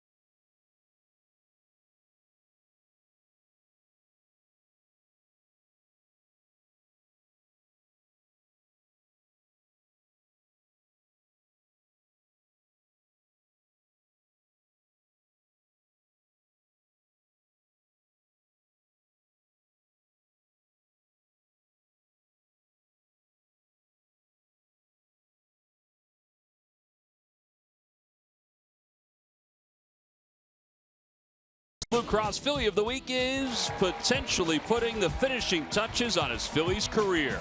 The 2005 NL Rookie of the Year quickly became the 2006 National League MVP. Ryan currently sits 2nd on the team's home run list, 3rd in RBIs, and is among the top 10 in slugging, games, at-bats, total bases, doubles, and walks. Ryan Howard was the ultimate big piece in the middle of the 2008 World Championship lineup. He brought excitement to Philadelphia for 13 seasons, and he brought class. And it's brought to you by Independence Blue Cross. Live fearless.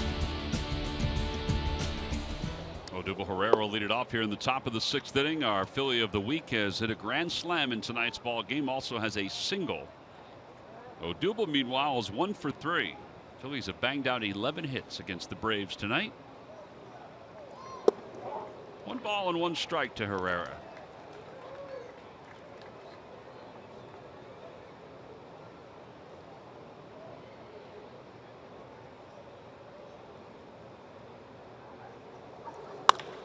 To the right or to the left side, a base hit, so he has 2 tonight. The leadoff single here in the 6th inning. Oh, in between innings, Bobby Cox, who led the Braves to 14 straight playoff berths, pulls the number 6, the rightful number 6, off the outfield wall here at Turner Field. He's not going to be able to keep that, though, Matt. He rolled it up. Tonight they unveiled the all-time Turner Field team for the Braves. And Bobby was part of those ceremonies and those announcements.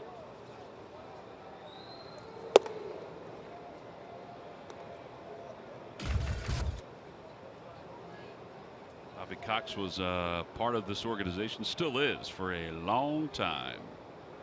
2 stints as a manager. Second time was a little more successful than the first. Players had better players.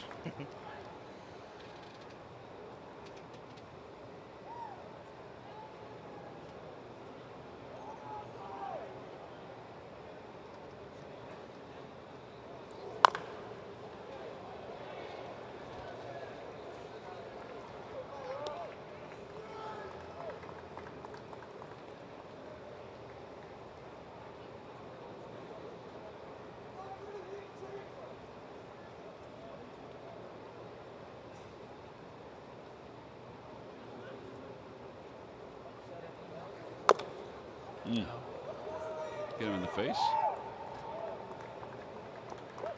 Certainly popped up. Chest.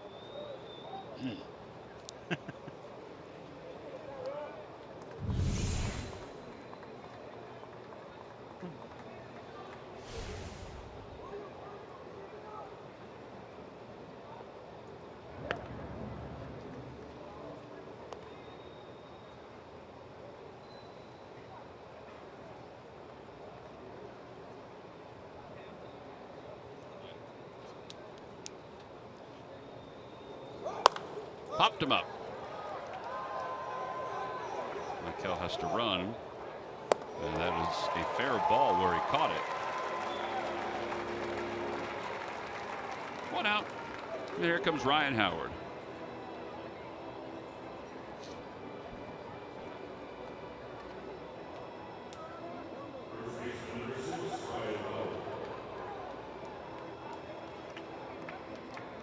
Ryan is 2 for 3 in this ball game. Take a chance right here. Sit all over changeup. If you don't get it, oh well. Curveball.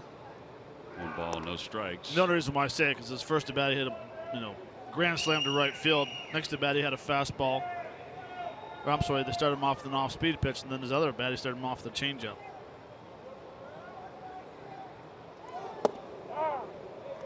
.92-mile-an-hour fastball for Howard. Matt Gelb on Philly.com today had a nice story about Ryan and what potentially could be his last week in a Phillies uniform. Talked to the scout that found him. Talked to his high school coach.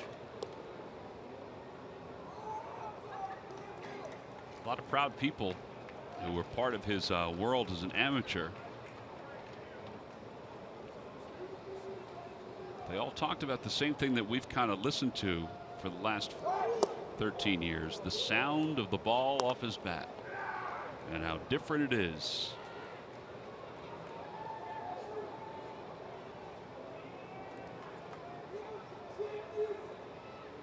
You mean this one right here?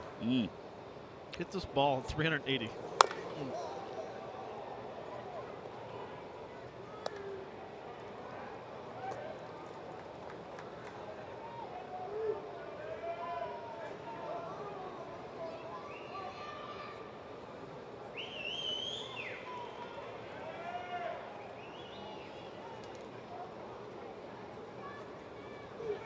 Runner goes, pitches low, ball 4. Howard on base for the 3rd time this evening. Tomorrow at 5, Philly.com's Zach Berman gives his take on the Eagles' 3-0 start. Plus, Sixers insider Jessica Camarado reports on the team's first week of training camp. Watch Philly Sports Talk tomorrow at 5 right here on CSN. Got a lot of big men in the Sixers camp, Matt. Not all of them are happy campers right now.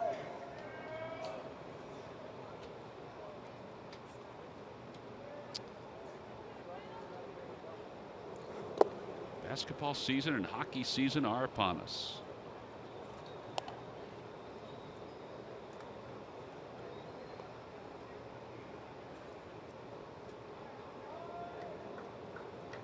Flyers began the preseason tonight.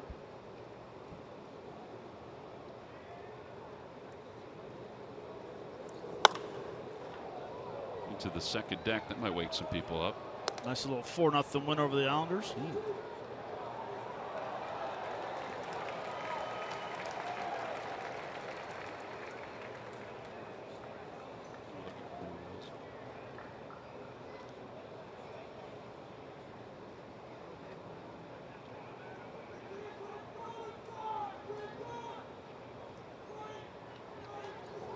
Back toward the middle, and that probably is 2. Nice clean flip. Inning is over, 4-6-3.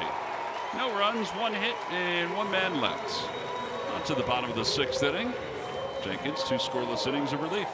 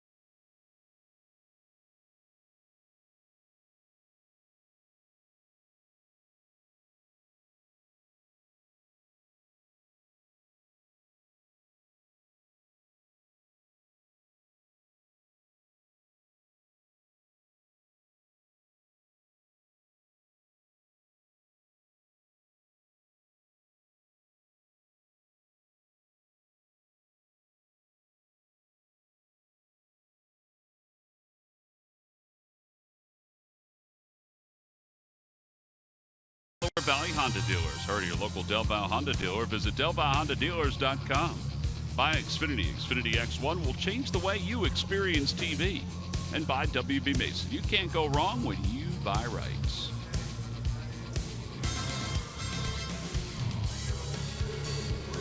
Bottom of the 6th inning, Severino Gonzalez in his 2nd inning relief work will face Rio Ruiz, who will pinch hit for Tyrell Jenkins.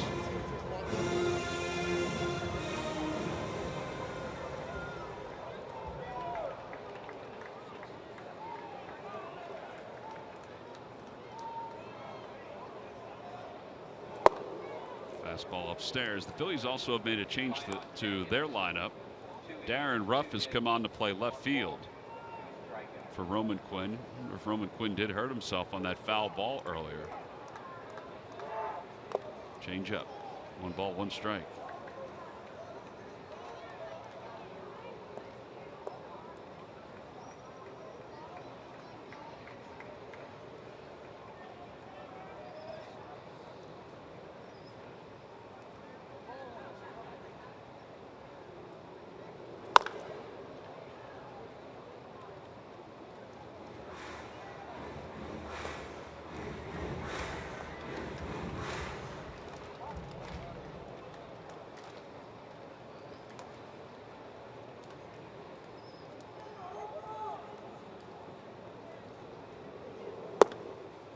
Rio Ruiz was a 4th-round pick of the Houston Astros back in 2012.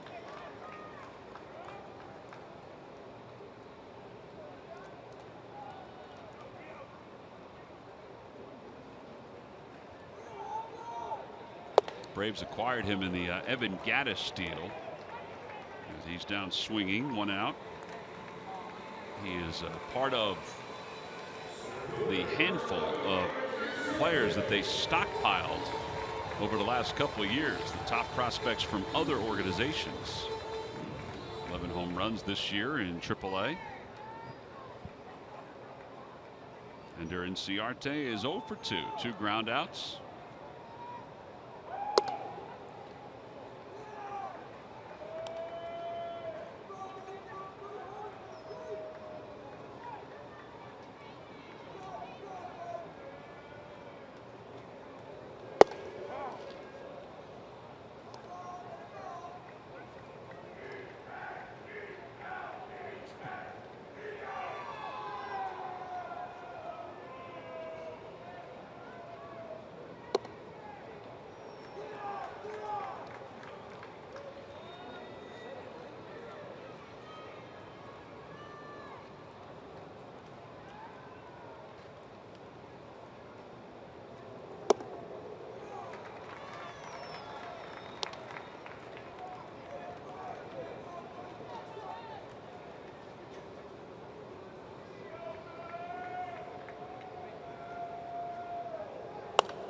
Out of play, 3-2.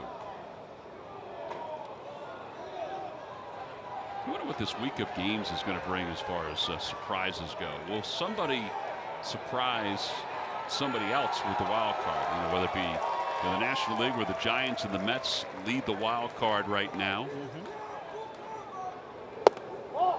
Just missed down low, ball 4. Or would it be in the American League where the Blue Jays have a magic number of 3 to clinch a spot in the postseason? Can the Tigers or the Mariners pass the Orioles? Well, the Mariners losing tonight to the Astros, that will hurt their cause. They'll remain 2 games back of the Orioles, but the Tigers are within 1. Fly ball right center field, Aaron Altair. 2 outs.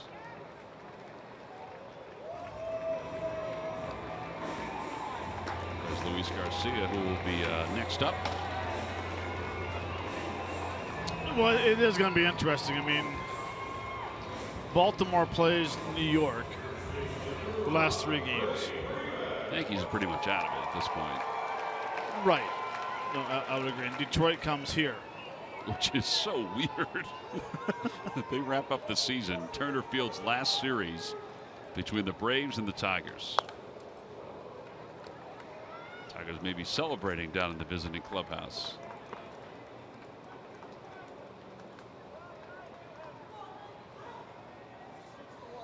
They will take home plate on Sunday. They'll dig it up and they will bring it to the new ballpark.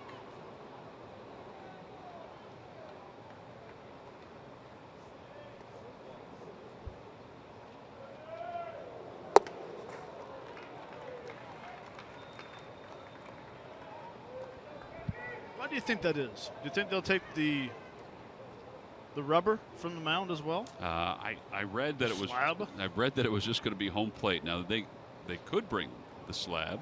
Maybe Jamie Moyer will come get it. Inside, 2-1.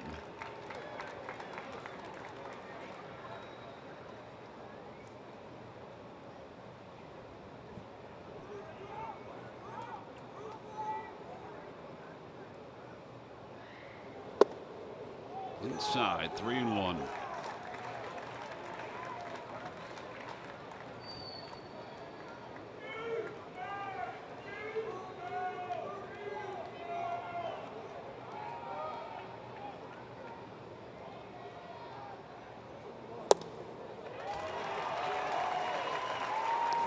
Two walks now for Severino in the inning.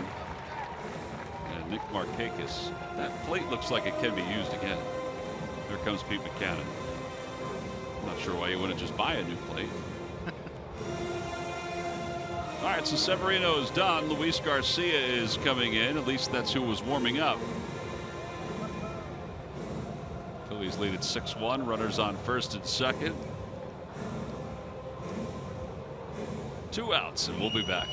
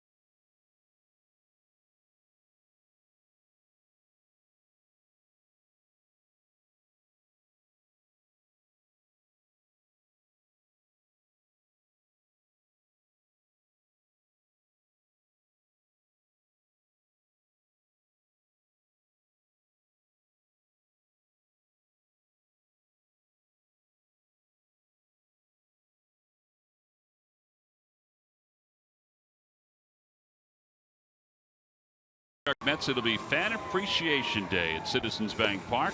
Final game of the season. Our chance to say thank you to the greatest fans in baseball. Plenty of surprises and prizes to be given out, and all fans coming to the ballpark will receive the Fathead schedule for 2017. Get your tickets now by going to Phillies.com. Well, with Matt Stairs, Greg Murphy, and now Luis Garcia, I'm Tom McCarthy. Phillies lead it 6-1. Garcia trying to get the final out here in the 6th inning. 5.93 earned run average.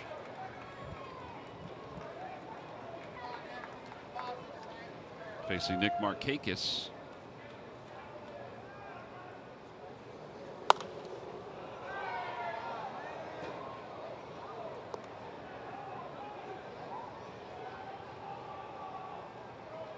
Matt, you going to take anything from Turner Field when we leave on Thursday? Do you want anything? No, I'm good. You sure? Positive.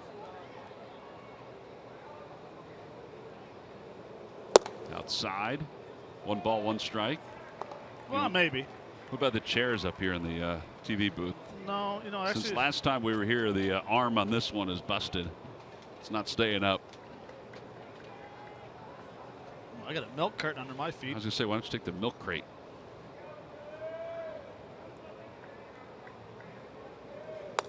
Back to the screen, 1-2.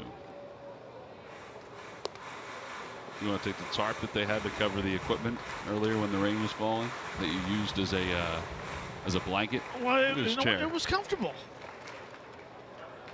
His chair, it's broken. It wasn't broken when we were here last time. I don't think they're going to fix it either. Yeah, the dirt, 2-2. I think it'll last though.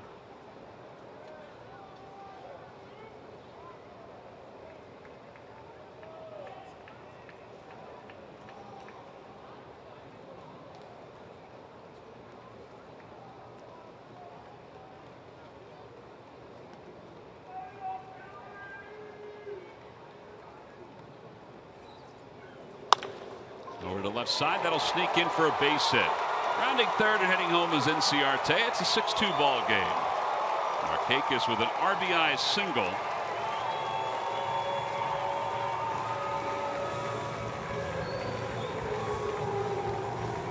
And Tyler Flowers is coming up. That's the problem right there. The bullpen has had when you have a big lead, 6-1 lead, and you start nibbling. Inciarte, walking him. Yeah, you're going to be careful of Freddie Freeman. I understand that. But giving these guys free passes to the middle of the order. I agree with that. Or the top of the order, and now you're pitching into the middle of the order. I think you also look at Freddie Freeman's at bat. I know Freeman's the best player the Braves have, but they essentially worked around him. A foul ball.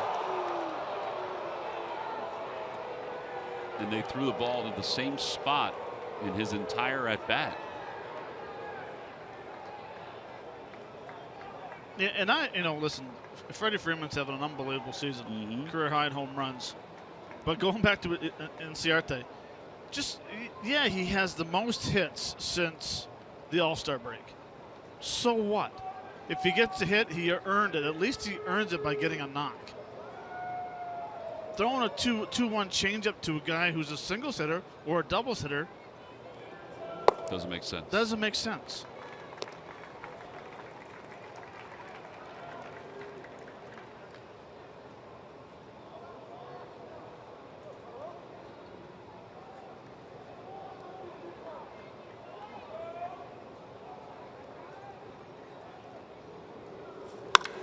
Center field, that's well hit. Herrera going back, and that one is gone. 3-run home run. It's a 1-run ball game.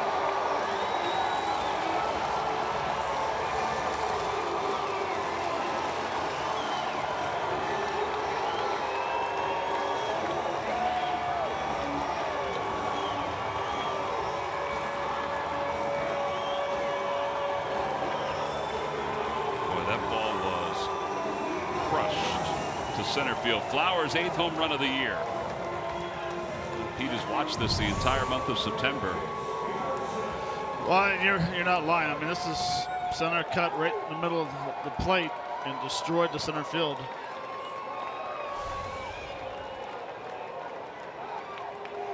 Peterson shows bunt, and it's a strike. Phillies bullpen in the month of September has an ERA coming into tonight of 7.73. which is the worst in all of baseball. And with the runs that have scored in this inning, 4 runs in all, it's probably going to go up even more. Well, it is going to go up even more. It's probably going to go over 8. Yeah, and you mentioned they're 1-7. 1-7. Jobs are there to be had.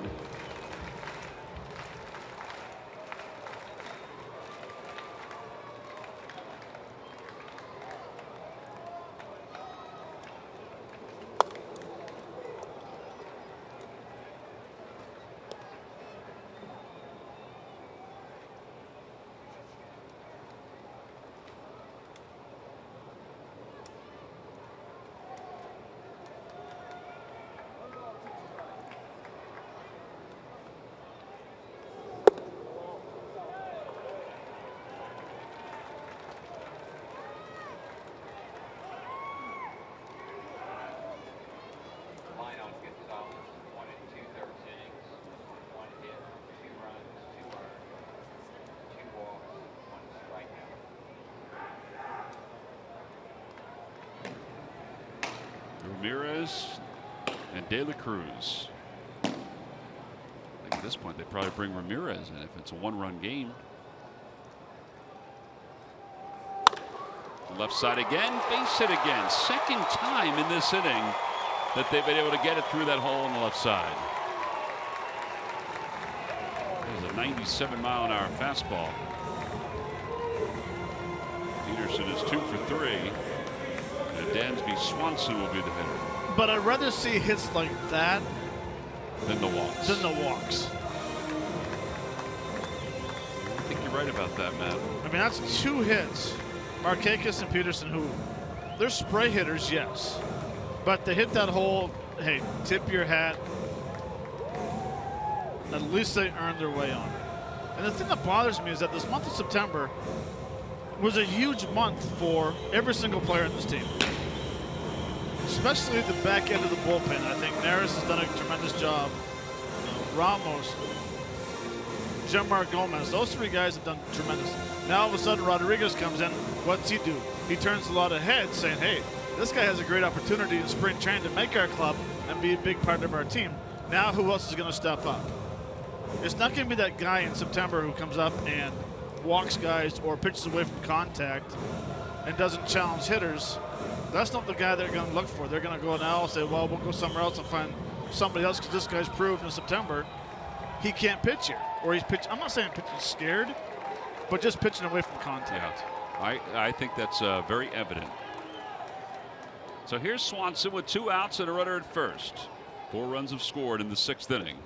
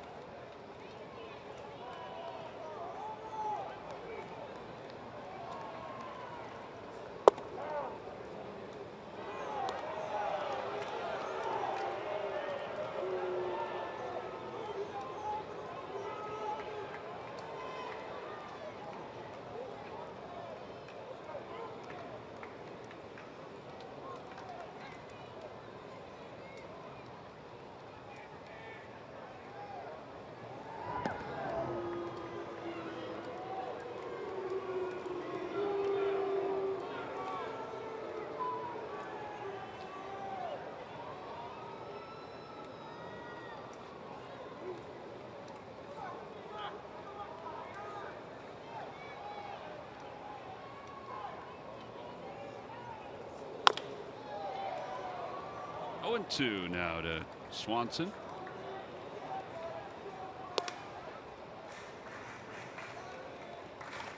Dansby Swanson's got a following here, Matt. And if you're going to be a part of his fan club, then you have to wear that with pride. I think his head starts bobbing forward.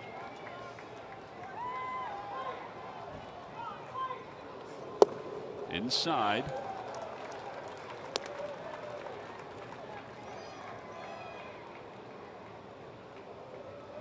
It is pretty good, though. It is pretty good. If you were still playing, we'd have people wearing hats that are cut out of stairs. Foam stairs. You know, like the cheese heads?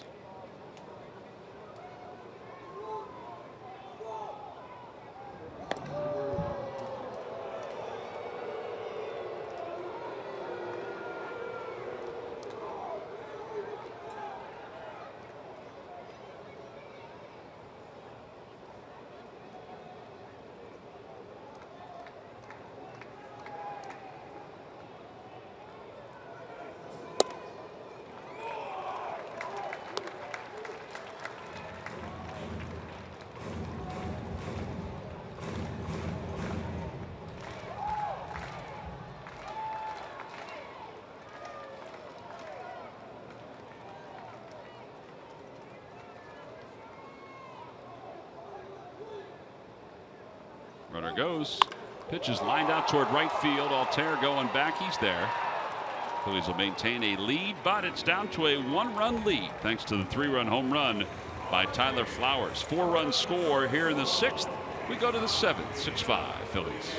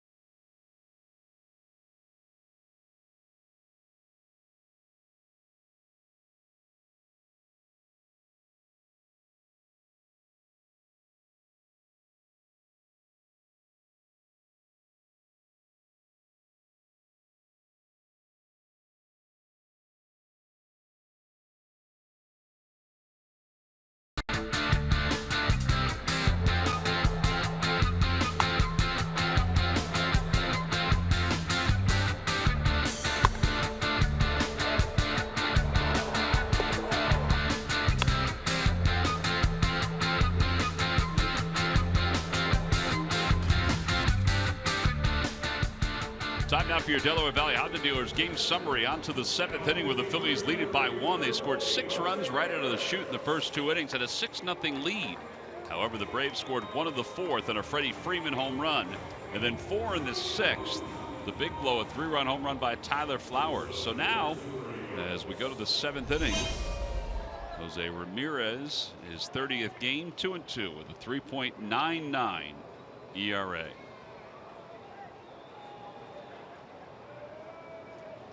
Hard thrower, 18 walks, needs to control that strike zone. Of course, he throws a slider first pitch. Well, we've watched him a few times now coming out of the bullpen against the Phillies. He's done a nice job.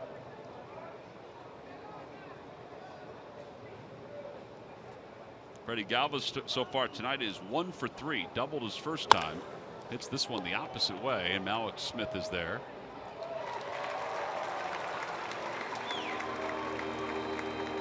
Time now for the Jeep Stump the Fans trivia quiz answer. All right, Matt, here we go. Who is the Braves pitcher that had won 14 straight starts at one point in his career? John Smoltz. John Smoltz is correct. Log back on to Phillies.com to find out if you're the winner of a Phillies prize bag. All right, tell me, why did you go Smoltz instead of Maddox? I forgot all about Maddox. Oh, did you really? I had Glavine, or I had. There's a ground ball base hit. And that will bring Emmanuel Burris to the plate. There's Maddox, Glavine, and Smoltz. Any one of those three could have won 14 straight starts.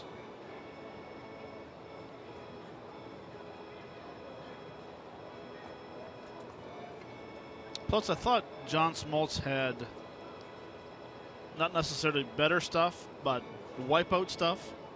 He had that split finger that could put you away. Greg Maddox, he had the great changeup and the great sinker, and Glavine had the tremendous changeup. All right, well, here's Emmanuel Burris hitting 116 this year. The internal press box just told us that Roman Quinn left with an oblique strain. Runner goes, Altair swipes second base. Boy, did he get a heck of a jump. I don't even think Ramirez peeked at him.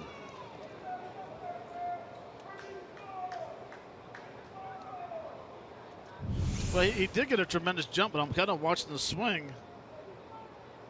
If it was a hit and run or if he was swinging to protect Altair, either way, he had that bag ripped because he had a tremendous jump.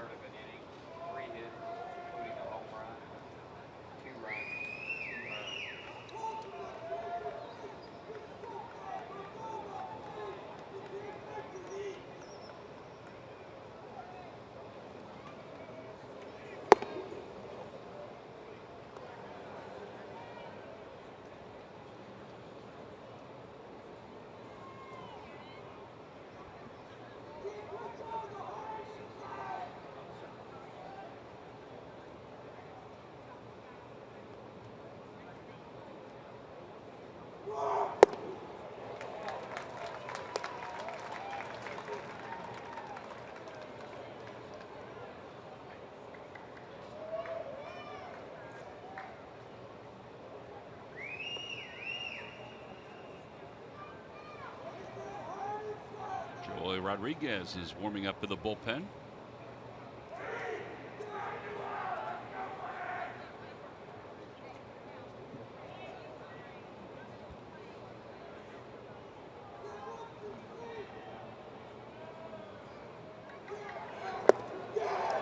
And Burris strikes out. 2 outs here in the 7th. Phillies still have Tommy Joseph available if they need to use him as a pinch hitter. They also have Alfaro or Ellis, one of those guys. One of the backup catchers can be utilized tonight as a pinch hitter. Cesar now with a runner in scoring position and 2 outs. And Andres Blanco is available.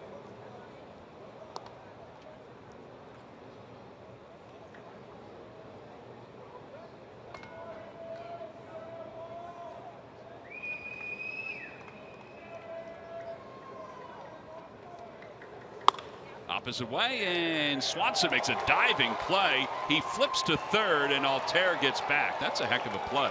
That's saved a run. It'll be an infield hit for Cesar Hernandez, his second hit of the night. First and third, 2 men down. And Darren Ruff will hit for the first time. No, it is a good play. He actually plays about a step back on the grass. He plays deep, which allowed him to have the proper angle going, making a nice play. He's 2 or 3 steps off that grass.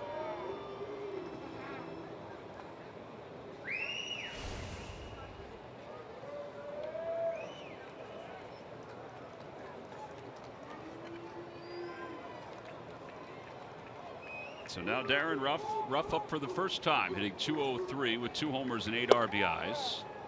Takes a bit low.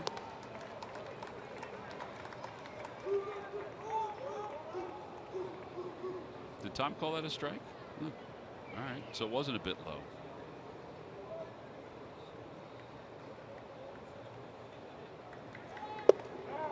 That's a strike. Good series against the Mets, 2 home runs.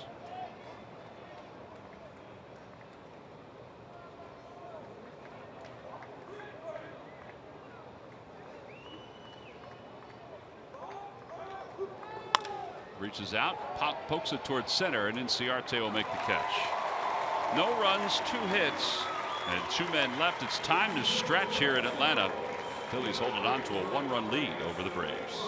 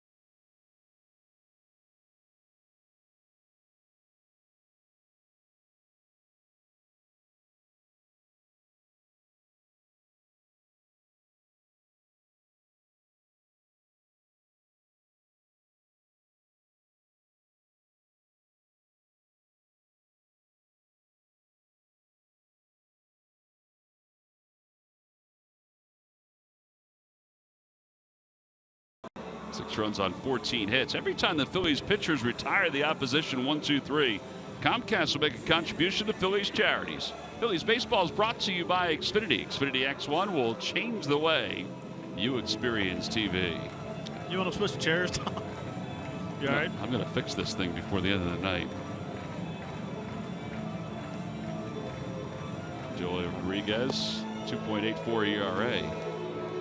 Will take over with a 1-run lead. He's pitched well for the Phillies. He's finally allowed a run. But still, his stuff has been pretty electric, and he's going to face Mallex Smith to start things off. This bullpen, which has been maligned most of the month of September, big test now. They need 9 outs with a 1-run lead. So here's Mallex Smith. Let's see who Brian Snitker puts up there as a pinch hitter. Camera rep reminding the corners that Mallex Smith could bunt.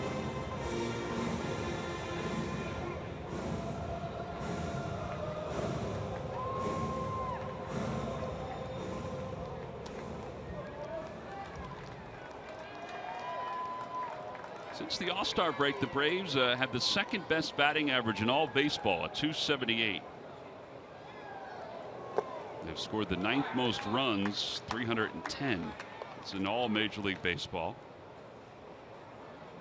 Matt Kemp is in the on-deck circle to pinch hit.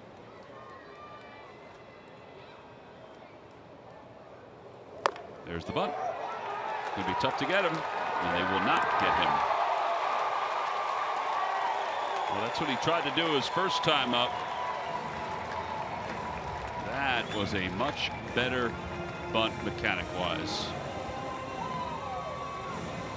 Well, this weekend, if you're coming to the ballpark, you can capitalize on the Phillies family packs. 4 tickets, 4 Hatfield hot dogs, 4 Coca-Colas for $100. It's all part of the final weekend against the New York Mets. You can do that by going to Phillies.com.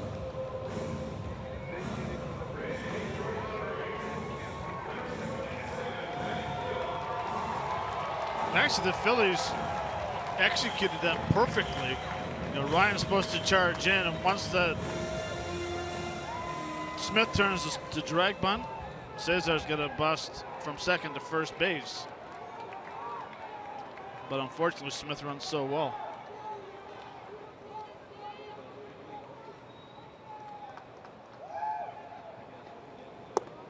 Off the glove of Cameron Rupp, and Smith does not advance. 1 ball, no strikes. So how about this run that Kemp's been on since the Braves acquired him? 287 with 10 home runs, 35 runs batted in. His combined numbers this year: 33 home runs, 104 RBIs. It's 4 years now in his major league career that he's had 100 RBIs or more.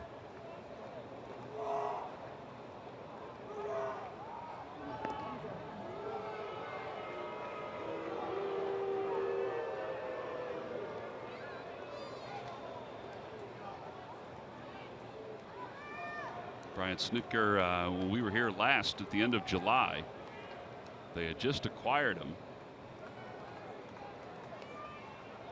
And they said, well, we want to be more competitive. Runner goes, pitch is swung on and missed, throw to second is not in time. Cesar is saying that they may want to look at it. Phil Cuzzy, the second base umpire, made that call.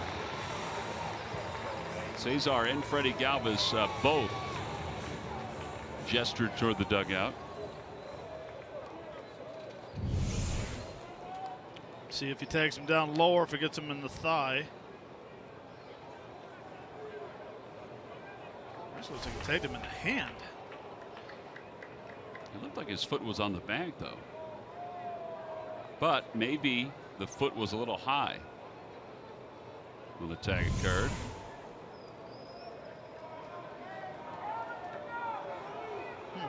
Well, they're going to let it go. Stolen base for Mallex Smith. It's his 16th steal. Close call. Yeah, a lot closer than it looked with the naked eye. Pete was talking today about Cameron Rupp and hoping that his defense would improve.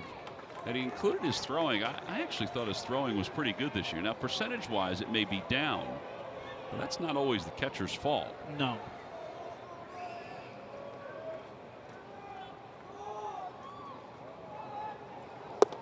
One and two. You know, the percentage is not always the catcher's fault. The way the ball sometimes tails, and not just for, you know, Cameron, for all catchers, when they know they have to rush, arm never catches up to their body. It drags a little bit. That's why they airmail a lot of balls, or they'll tail back towards second base.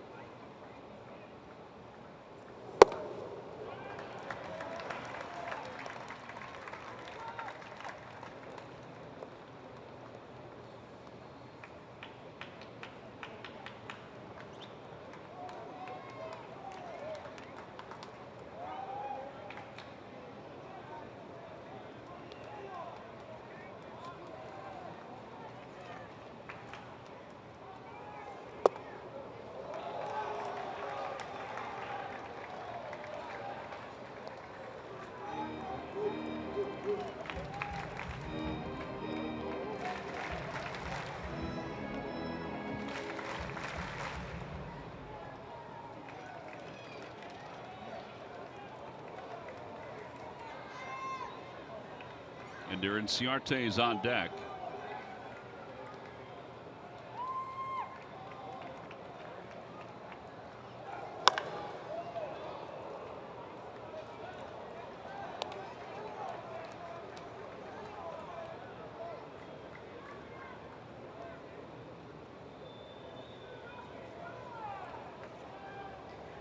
San Francisco on top of Colorado 6-1. If the Giants win, the Marlins are officially eliminated from the postseason. Buster Posey and Hunter Pence went back-to-back.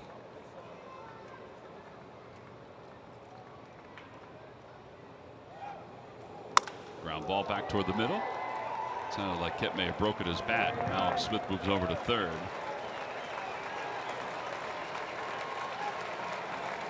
And the runner at third with one out.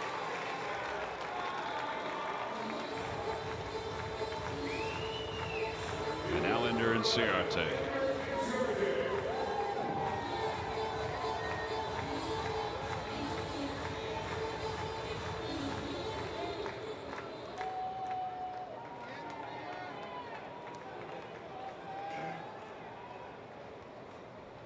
Phillies are playing the infield in. Who would have thunk this a couple hours ago when they had a 6-0 lead, that here in the 7th inning they'd be playing the infield in.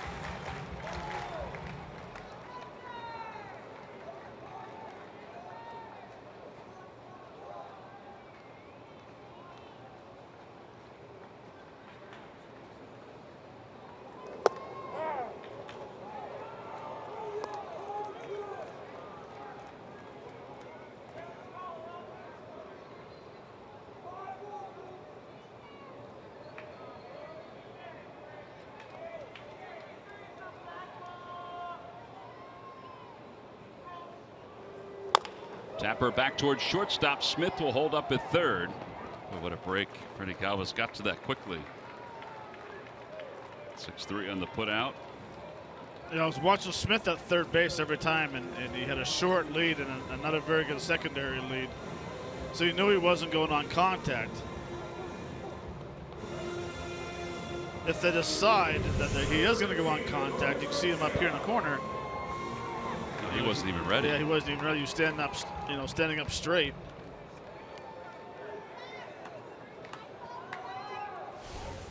I don't know. Man on third base, infield's in. He's your fastest runner.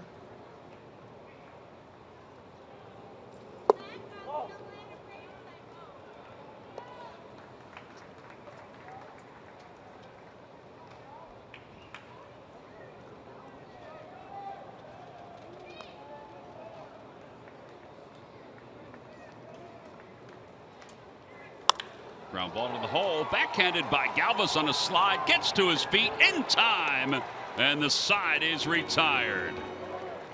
What a fantastic play by Freddie Galvis. Quickly to the baseball, quickly into his slide, and even quicker back to his feet to make the throw over to first base. No runs, one hit, and one man left. Still a one-run lead for the Phils.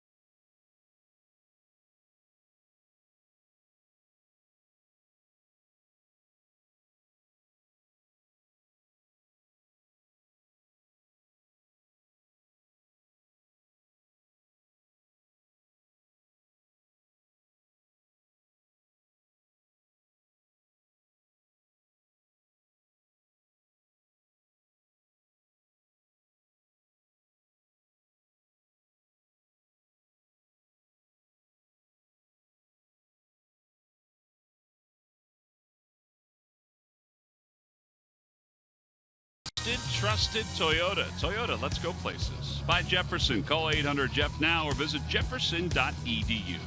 And by Chevrolet. Visit your local dealer at chevydealer.com. Phillies lead it by 1-6-5 as we go to the top of the 8th inning.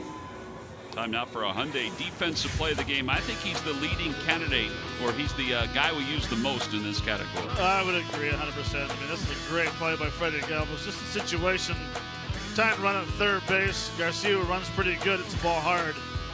But Freddie getting over there, getting a nice grip, making a strong throw. And that's your Hyundai defensive play of the game, brought to you by local Hyundai dealers. All right, so the Phillies up by 1 as we begin the 8th. Ian Kroll, the new pitcher for the Braves. And he will face Odubel Herrera, Michael Franco, and Ryan Howard.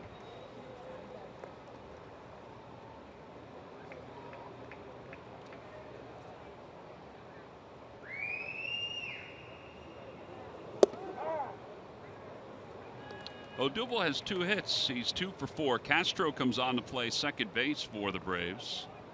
So Jace Peterson's night is done.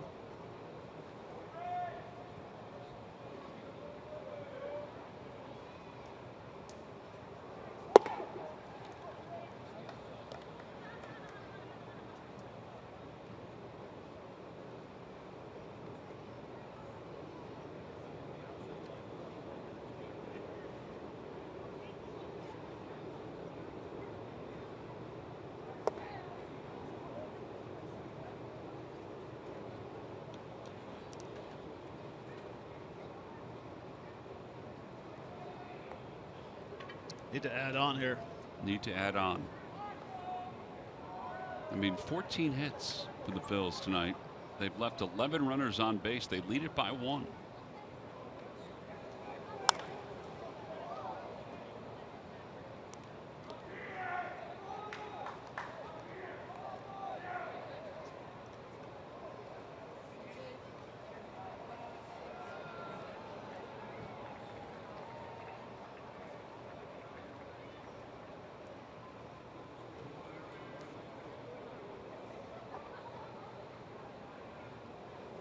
Swing and a miss.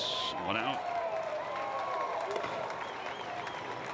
Michael Franco's coming up. Let's check in with Greg Murphy. He's going to update us on what's going on around baseball. Murph. All right, thank you, Tom. It's our greater coverage of baseball presented by T-Mobile. And Cardinals shortstop Aledmys Diaz spent most of yesterday with the family of his childhood friend, Jose Fernandez. Fernandez and Diaz grew up together in the same neighborhood in Cuba, played on Little League teams together. When he heard the news, he asked the Cardinals if he could go down and spend some time with the Fernandez family. The Cardinals, of course, said yes. He spent most of the day yesterday down there in Miami with the family of Jose Fernandez. He came back today, and in his first start back with the Cardinals in what almost amounts to a must-win for St. Louis, well, he hit a grand slam. And after he did so, he pointed to the sky. He had said before the game, the best way to honor Jose Fernandez is to play this game with all of your heart and with all of the emotion that he played it with. That's exactly what he did today, and that was the result of a grand slam, a one way to honor him by Diaz. Also, Gary Sanchez of the New York Yankees, well, he continues his historic pace. How about home run number 20 this season in his first 51 games as a major leaguer? That ties a record that has stood in Major League Baseball for 86 seasons. So Gary Sanchez continues to do what he's been doing ever since being called up to the big leagues, guys. 20 home runs in that short a period of time. Keep talking about this, that his minor league numbers, there's no indication that this was going to happen. Did he have a career high of 14? I think that's what it was. 13 or 14. Murph, are you going to take the 459 sign? Tommy Joseph in the on-deck circle. Are you going to take the 459 sign behind you? Oh, yeah. You know, he could hit it up here. That'd be okay. Is that what you want me to take with me? Is that what you said? Yeah. No, I'm going to take the picture of Sarge up on the Hall of Fame. Oh, I got that. Oh. All right, I'll take the one of Dale Murphy. We're buds.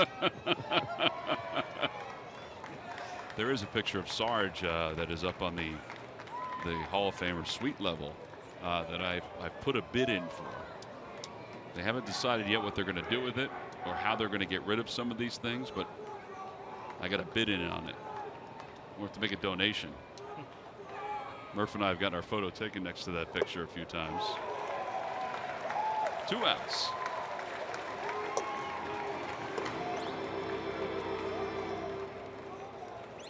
And here comes Tommy Joseph.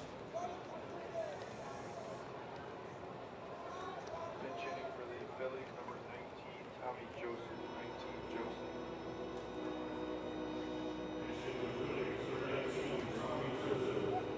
Brian Snitker is going to counter with a move to the pen for a right-hander to face Tommy Joseph. I guess we kind of expected it. I thought I was expecting him more with Franco than Tommy Joseph. It's an excellent voice. We'll be back after this.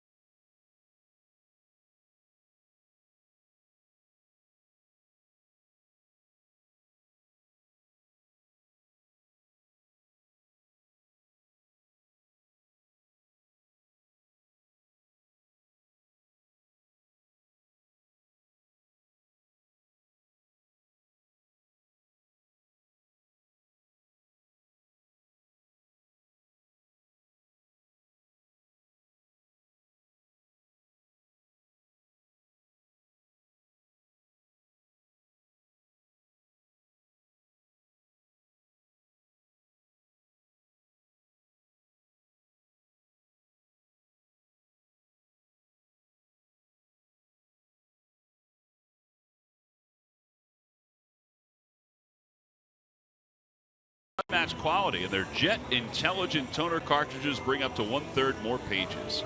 Get yours from who but WB Mason today and experience the difference. Nobody beats WB on HP. Top of the 8th inning, 2 men down, and Tommy Joseph has been introduced as a pinch hitter. And Mauricio Cabrera, the hard-throwing right-hander, will take over. Another Braves pitcher that has a very good arm, but 16 walks in 37 innings. Yeah, last time we saw him, he was averaging more than a strikeout per innings pitched. It's not that case. But that is a lot of walks for a relief pitcher. Especially for a guy that throws 100. Outside, there is 100, Matt, right on cue.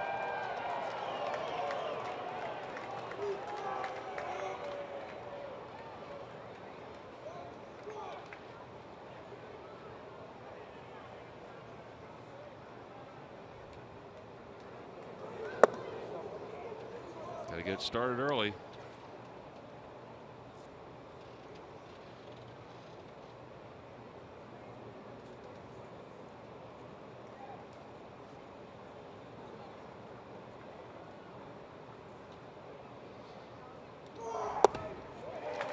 To Tommy Joseph.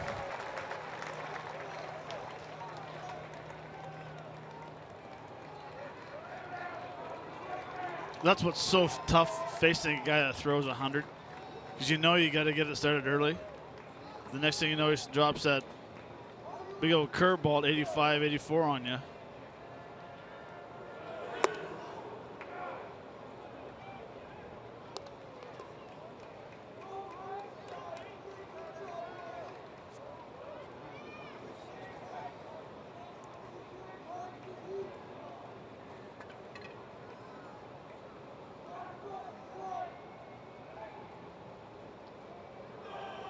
Ball 4. So Tommy Joseph draws a walk. There you go, Matt. This is what you were talking about. The walks that he's issued. And here's Cameron Rupp. Now, Rep could turn on this 100-mile-an-hour fastball. He could. I don't think he's going to see a first pitch fastball. I think he's going to get the overhand curveball, like the 85, 86 mile an hour curveball, just because it's the pitch that to Tommy Joseph is the only thing he could throw for a strike so far. Just go ahead and sit on this curveball. Give him the fastball, whatever. Sit curveball.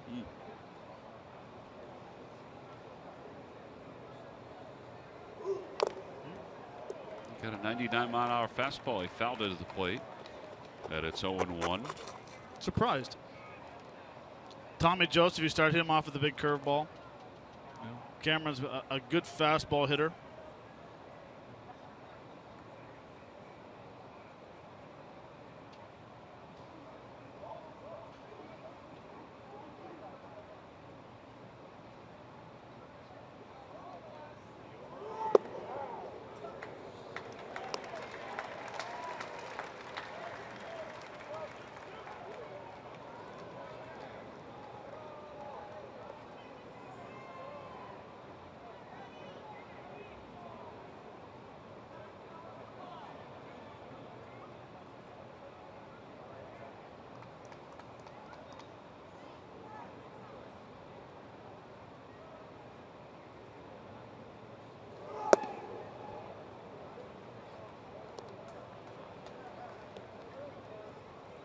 It's Hunter with movement.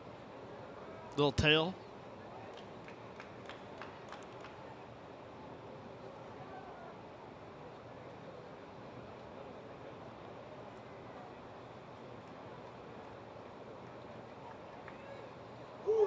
Curveball hit foul. That was a hanger, too.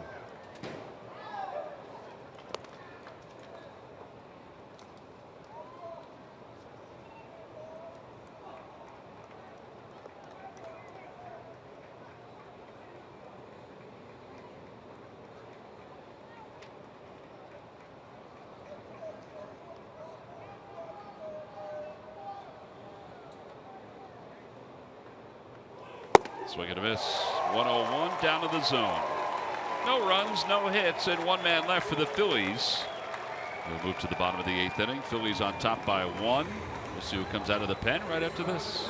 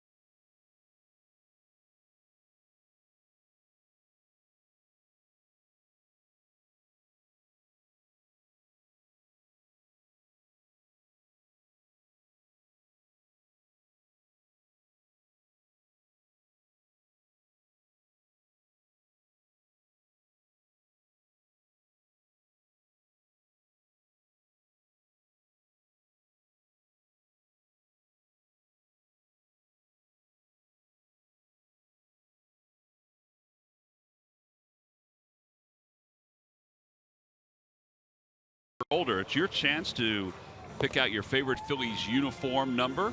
Get a chance to get trained by guys like Mickey Morandini, the Bull, Greg Luzinski. Also get a chance to play a game against the legends at Bright House Field.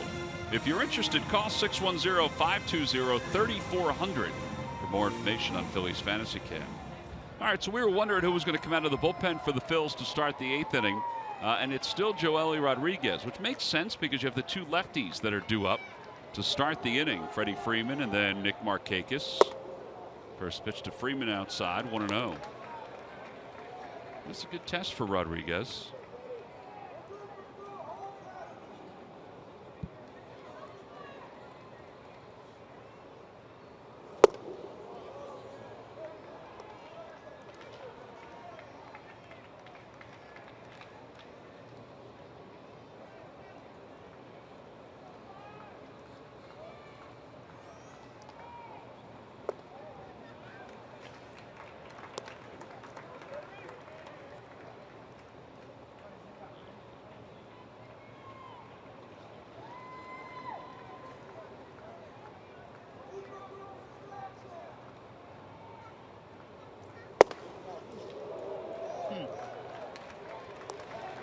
David Hernandez, Hector Neris warming up in the bullpen.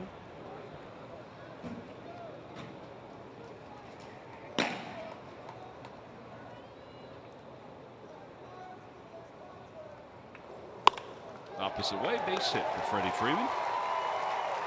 He got that pitch up in the zone. A leadoff single here in the 8th. And Markakis will be the hitter. There's Jim Johnson warming up in the pen. You know, Freddie Freeman can just flat out hit. I mean, he really can. He is having one of those years. You're right.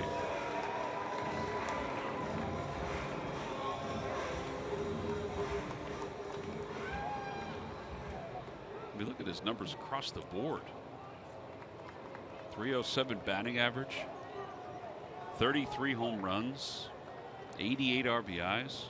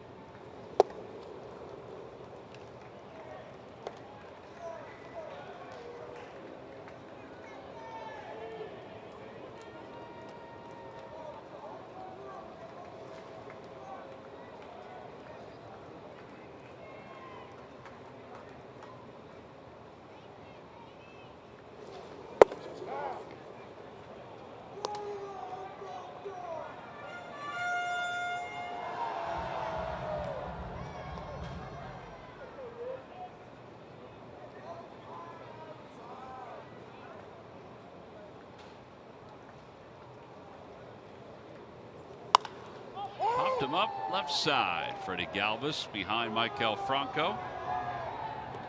And what a way. And Tyler Flowers is due up. Flowers hit the 3-run home run his last time up. That made this a 1-run game.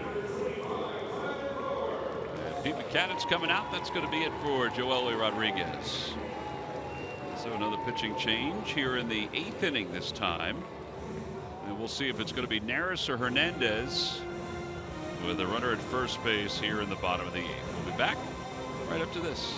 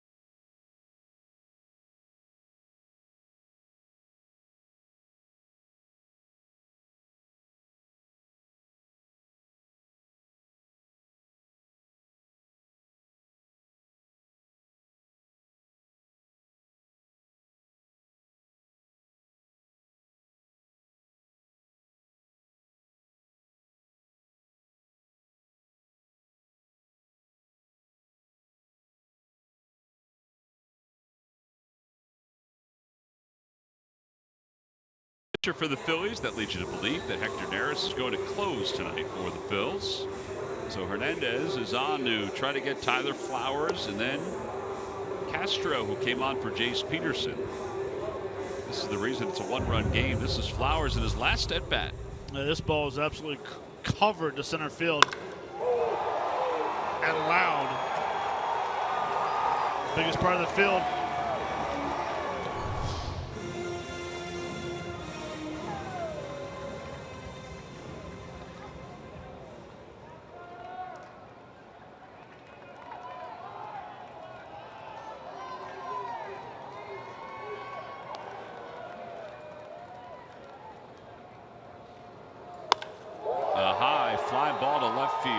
Darren Ruff on the run, and it's over his head off the base of the wall. Freddie Freeman will pull into third. Flowers pulls into second. Runners on second and third with one man down.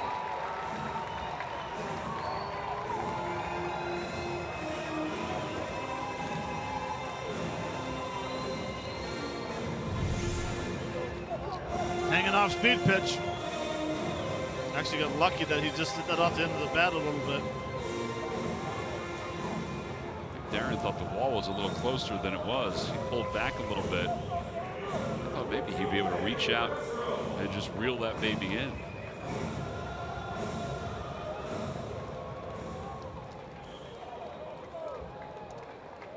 All right, so Castro, and they're going to walk him intentionally. And that will load the bases up for Dansby Swanson.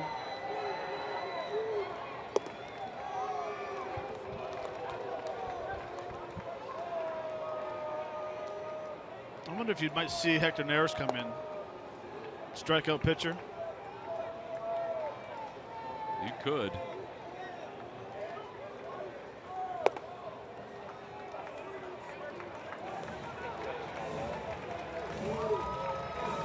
Swanson's looking into the dugout. Pete's going to keep him in. I'm with you on that theory about getting a strikeout guy out there. But again, it depends on who's closing the game. If that situation stays, is it Neris? You don't want Neris to go out and get a five outs. And Ramos looks like he's not available, at least at this point. All right, so Swanson's the batter, 2 for 7 this year with the bases loaded. Phil's up by 1. Fastball up and in, 1 ball and no strikes. 94 on that heater from David Hernandez.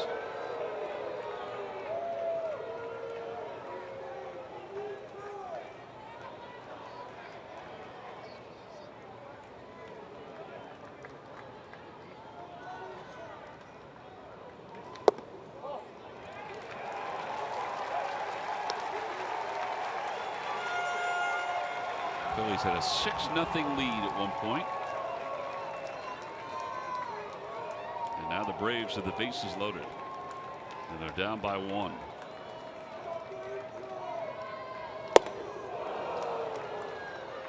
Boy, he wasn't even close to that 94-mile-an-hour fastball. No, get an advantage having a rookie up there. Being aggressive 2-0. Pretty sure he swung at ball 3. Yeah. Now get down in the zone.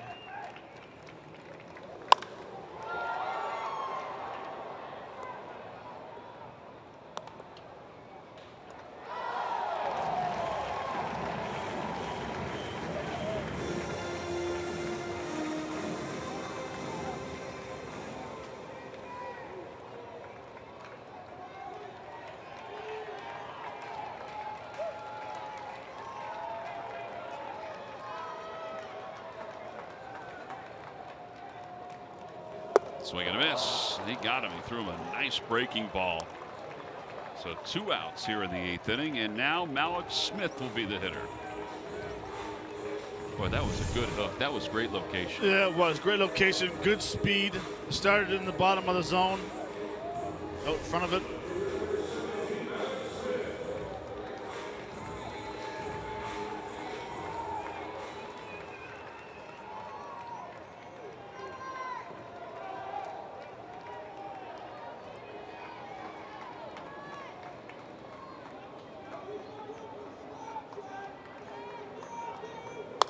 Alex Smith fouls the first pitch back, and it's 0-1.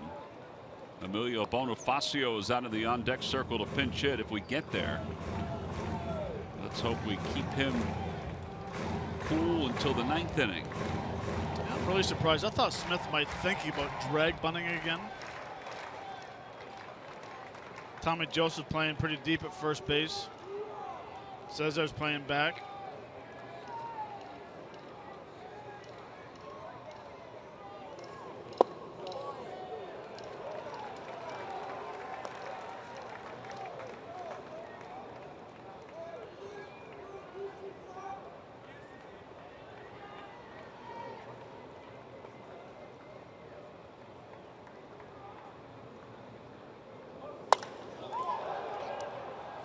Ball and 2 strikes. One more big pitch to get out of this one if he can get it.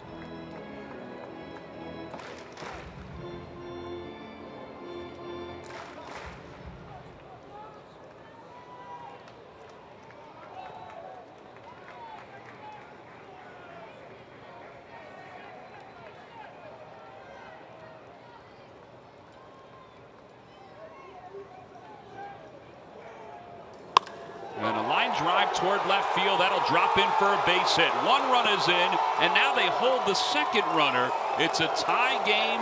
We're even at 6 here in the bottom of the 8th inning. On the RBI single the opposite way by Malik Smith. A 6-0 lead has been erased.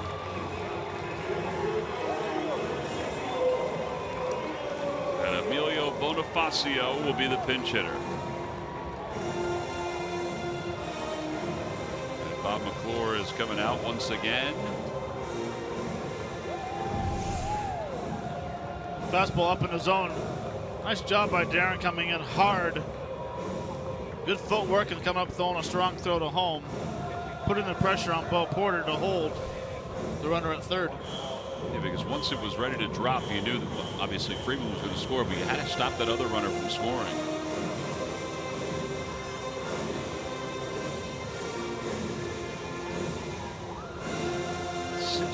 Lead. Jared Eichhoff, 1 earned run, 1 hit and 4. The bullpen, 5 earned runs, 8 hits, and 3 walks. 3 walks have been killer. They have. Bonifacio spent most of the year down in the minor leagues with the Braves, hitting just 200 here. And it's 0-1.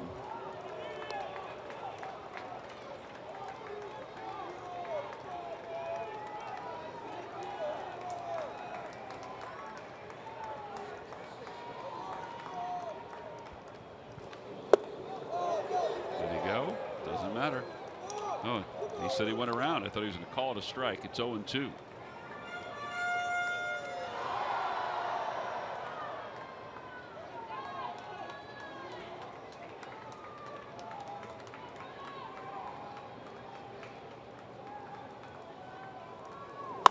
And the line drive kicked by Freddie Galvis. 1 run is in. And they'll hold Castro at third, and the Braves have taken the lead 7-6.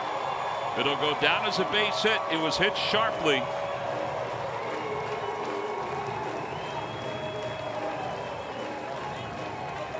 Now, after the last couple weeks, it's tough to add another word of description on what's going on with the Phillies bullpen.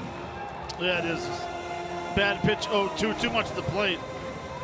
Freddie did his best by keeping that ball in front of him or picking it. But it's a 7-6 Braves lead. And Ender Inciarte the batter. You got to get this out here.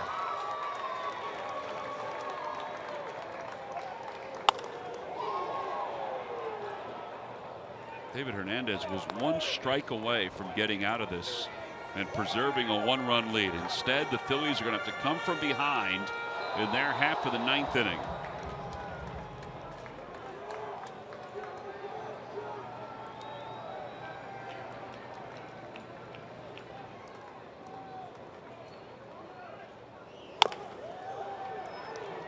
That ball's tapped right back to the mound, and the inning is over. Fielder's choice, but 2 runs score. Alex Smith tied it up. And then Emilio Bonifacio gave them the lead. On to the ninth, 7-6. Braves on top.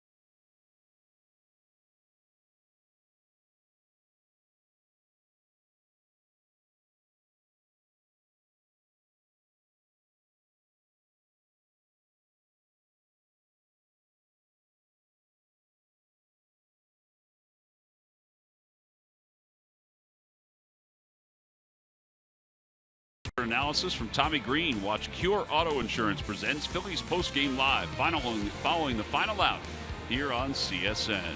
Well, we go to the top of the ninth inning.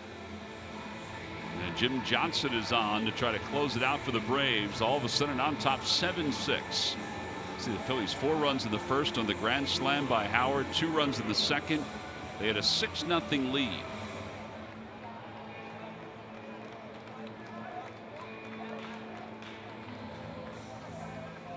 So Johnson, who has 17 saves this year,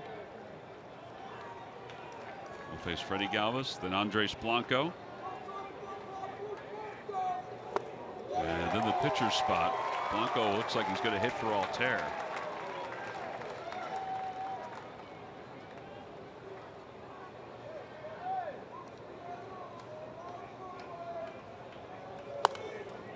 Oh, and 2.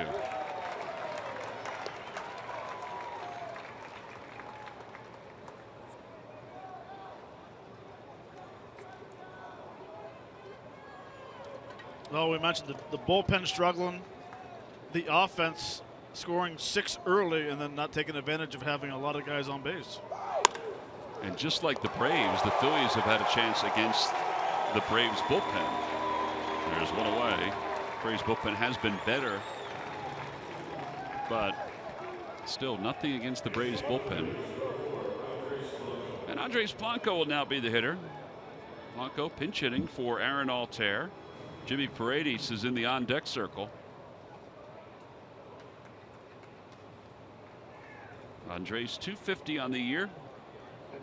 5 for 29 as a pinch hitter. And it's 0-1.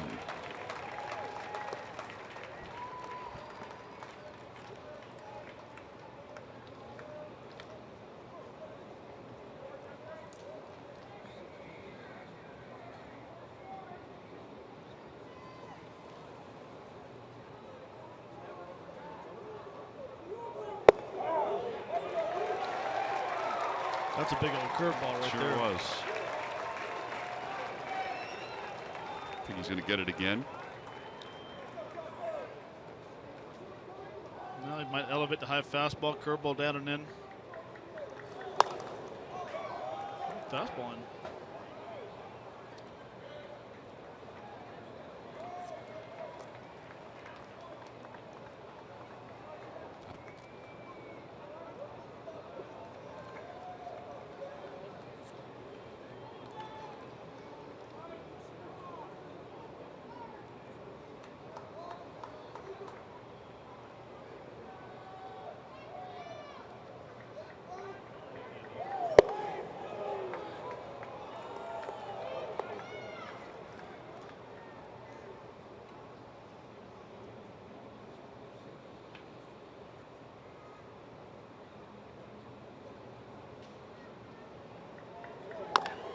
To the right side, Castro charges.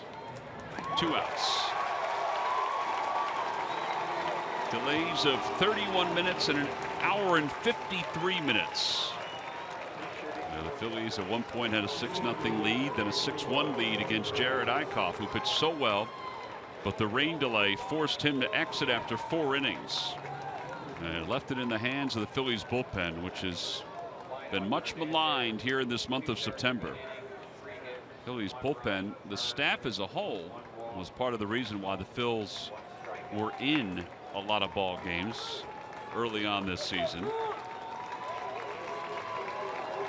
Last several weeks, though, not so much.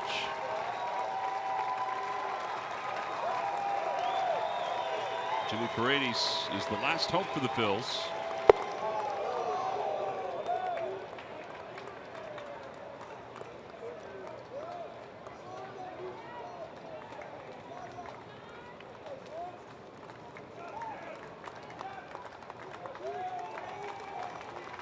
One ball, no strikes. 1-1.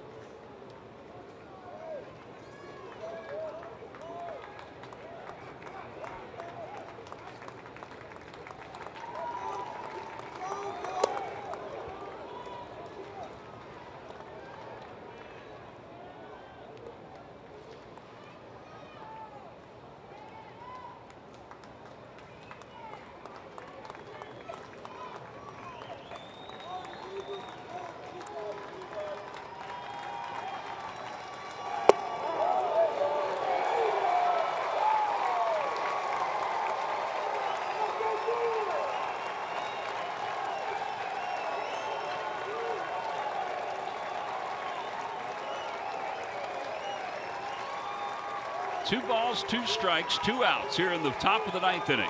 Phillies down by 1. Jim Johnson ready, and the pitch.